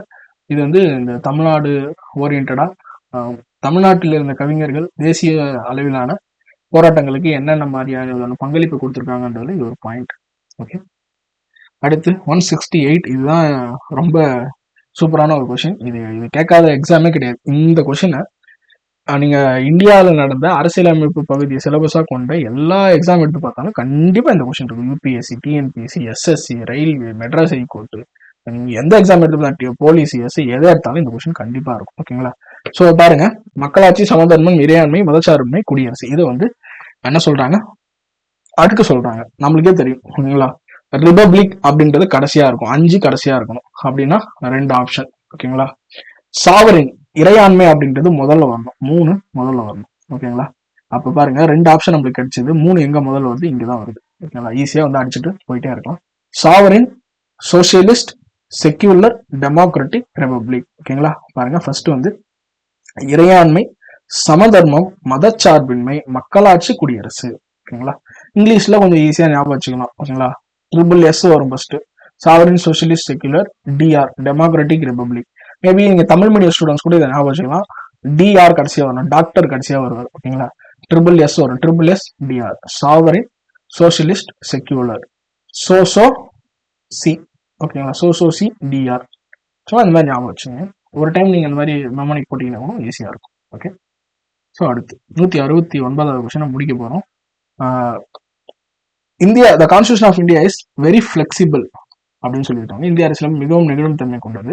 Reason, since its inception constitution has been amended 100 times. Yes, correct. லாஸ்டா 106th அமெண்ட்மெண்ட் முடிச்சிருக்கோம். ஓகேங்களா. அப்போ வந்து 169 வந்து ஆப்ஷன் ஏ. இது கொஞ்சம் கான்ட்ரவர்சியா இருக்கலாம் பசங்கள்கிட்ட, நான் சொல்ற விளக்க சொல்றேன். ஓகேங்களா. இந்திய அரசியலமைப்பு நெகிழும் மற்றும் நெகிழாத்தன்மை கொண்டது. ஓகேங்களா.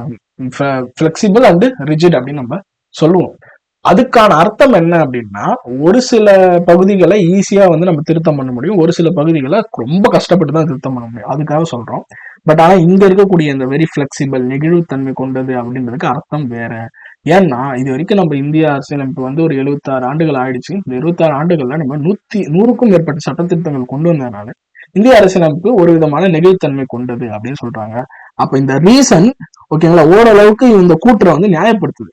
ஓகேங்களா. அதனால கண்டிப்பா வந்து both A and R are to R is the correct explanation of ஏ.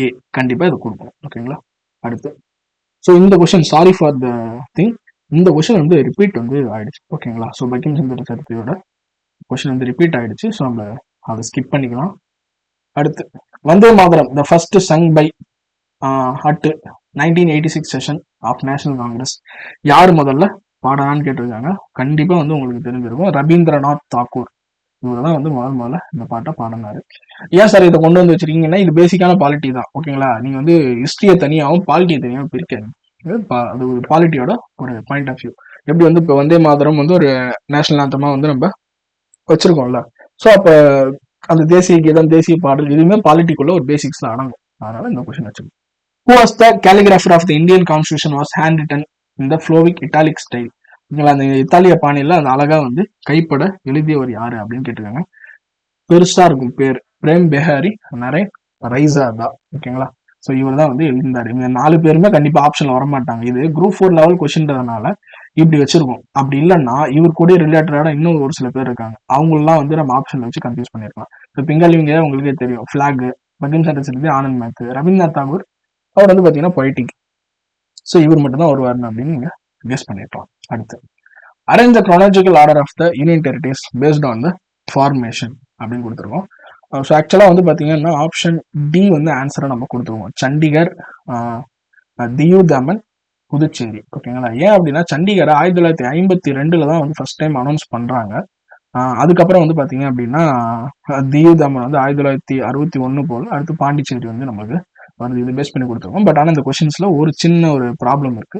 அதெல்லாம் வந்து இந்த கொஸ்டின் வந்து கிரேஸ் மார்க் கொஸ்டினா நம்ம வச்சுக்கலாம். சரிங்களா, ஆப்ஷன் டி வந்து மேக்ஸிமம் ஆப்ஷன் டி வந்து வரலாம். பட் ஆனால் சண்டிகருக்கு வந்து 66 தான் வந்து என்ன பண்ணியிருப்பாங்கன்னா சண்டிகர், பஞ்சாப், ஹரியானான்னு பிரிச்சிருப்பாங்க. ஆனால் ஒரிஜினல் சோர்ஸ் படி 52லயே வந்து அதை ஒரு யூனியன் பிரதேசமா ராஜேந்திர பிரசாத்தையும் வந்து அனௌன்ஸ் பண்ணிட்டாங்க. 2 விஷயங்கள் வந்து இருக்கு. ஓகேங்களா, ஸோ அந்த டைம்ல பொலிட்டிக்கல் கான்ட்ரவர்சிஸ் நிறைய இருந்ததுனால 52ல சொன்னது வந்து அஃபிஷியலா வந்து நிறைய இடங்கள்ல வந்து கிடையாது. ஸோ 66 தான் வந்து இருக்கு. அப்படி பார்த்தோம் அப்படின்னா 1, 2, 3 இப்படியும் வந்து ஆப்ஷன் வரலாம், இல்லை 3, 2, 1 இது ரெண்டுல நீங்க எது போட்டிருந்தாலும் வந்து உங்களுக்கு கரெக்ட். ஓகேங்களா, அடுத்து, who among the following said the preamble of the Indian Constitution is keynote of the Constitution? Okay, நம்மளுக்கே தெரியும், எர்னஸ்ட் பார்க்கர். பார்க்கர் தான் வந்து பாத்தீங்கன்னா கீ நோட்னு சொல்லிருப்பாரு. சரிங்களா, அடுத்து 175th last question, democracy originated in, ஓகேங்களா, ஏத்தன்ஸ். ஸோ இந்த கிரீஸோட ஏத்தன்ஸ் சிட்டிஸ்ல தான் வந்து பாத்தீங்கன்னா டெமோக்ரஸி அப்படின்ற ஒரு விஷயம் வந்து ஆரம்பிச்சிருக்கு. ஸோ அந்த இடத்துல இருந்து வந்தாங்கன்னா நிறைய பிலாசபர்ஸ், இந்த கிரீஸோட சாக்ரட்டிஸ், அரிஸ்டாட்டில்ஸ் போன்ற பிலாசபர்ஸ்லாம் வந்து அங்க இருந்தா வந்து வந்திருப்பாங்க.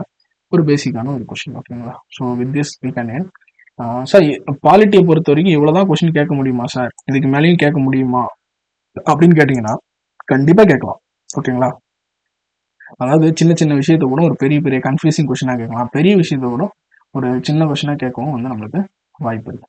ஓகேங்களா, அதனால இப்போ வந்து எக்ஸாம்ஸுக்கு நம்ம பிஹெச்டி எல்லாம் பண்ண போறது இல்லை. எக்ஸாமுக்கு வரக்கூடிய கொஸ்டின் 10 கொஸ்டின் வருதா, அதில் கண்டிப்பா நம்ம 10 கொஸ்டினும் கரெக்ட் ஆகணும்.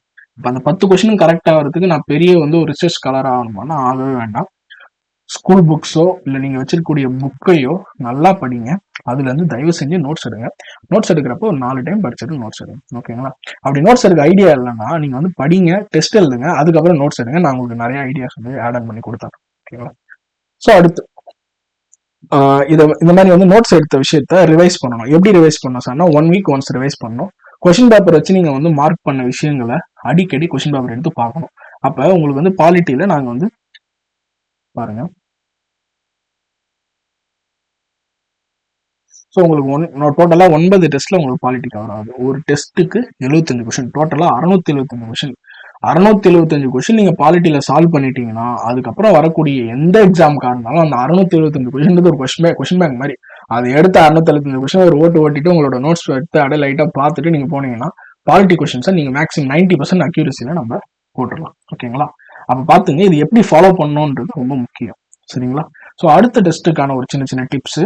So citizenship, fundamental rights, fundamental duties, DPSP. ஓகேங்களா, பகுதி 2ல இருந்து அந்த 4A வரைக்கும் வந்து படிக்க போறீங்க.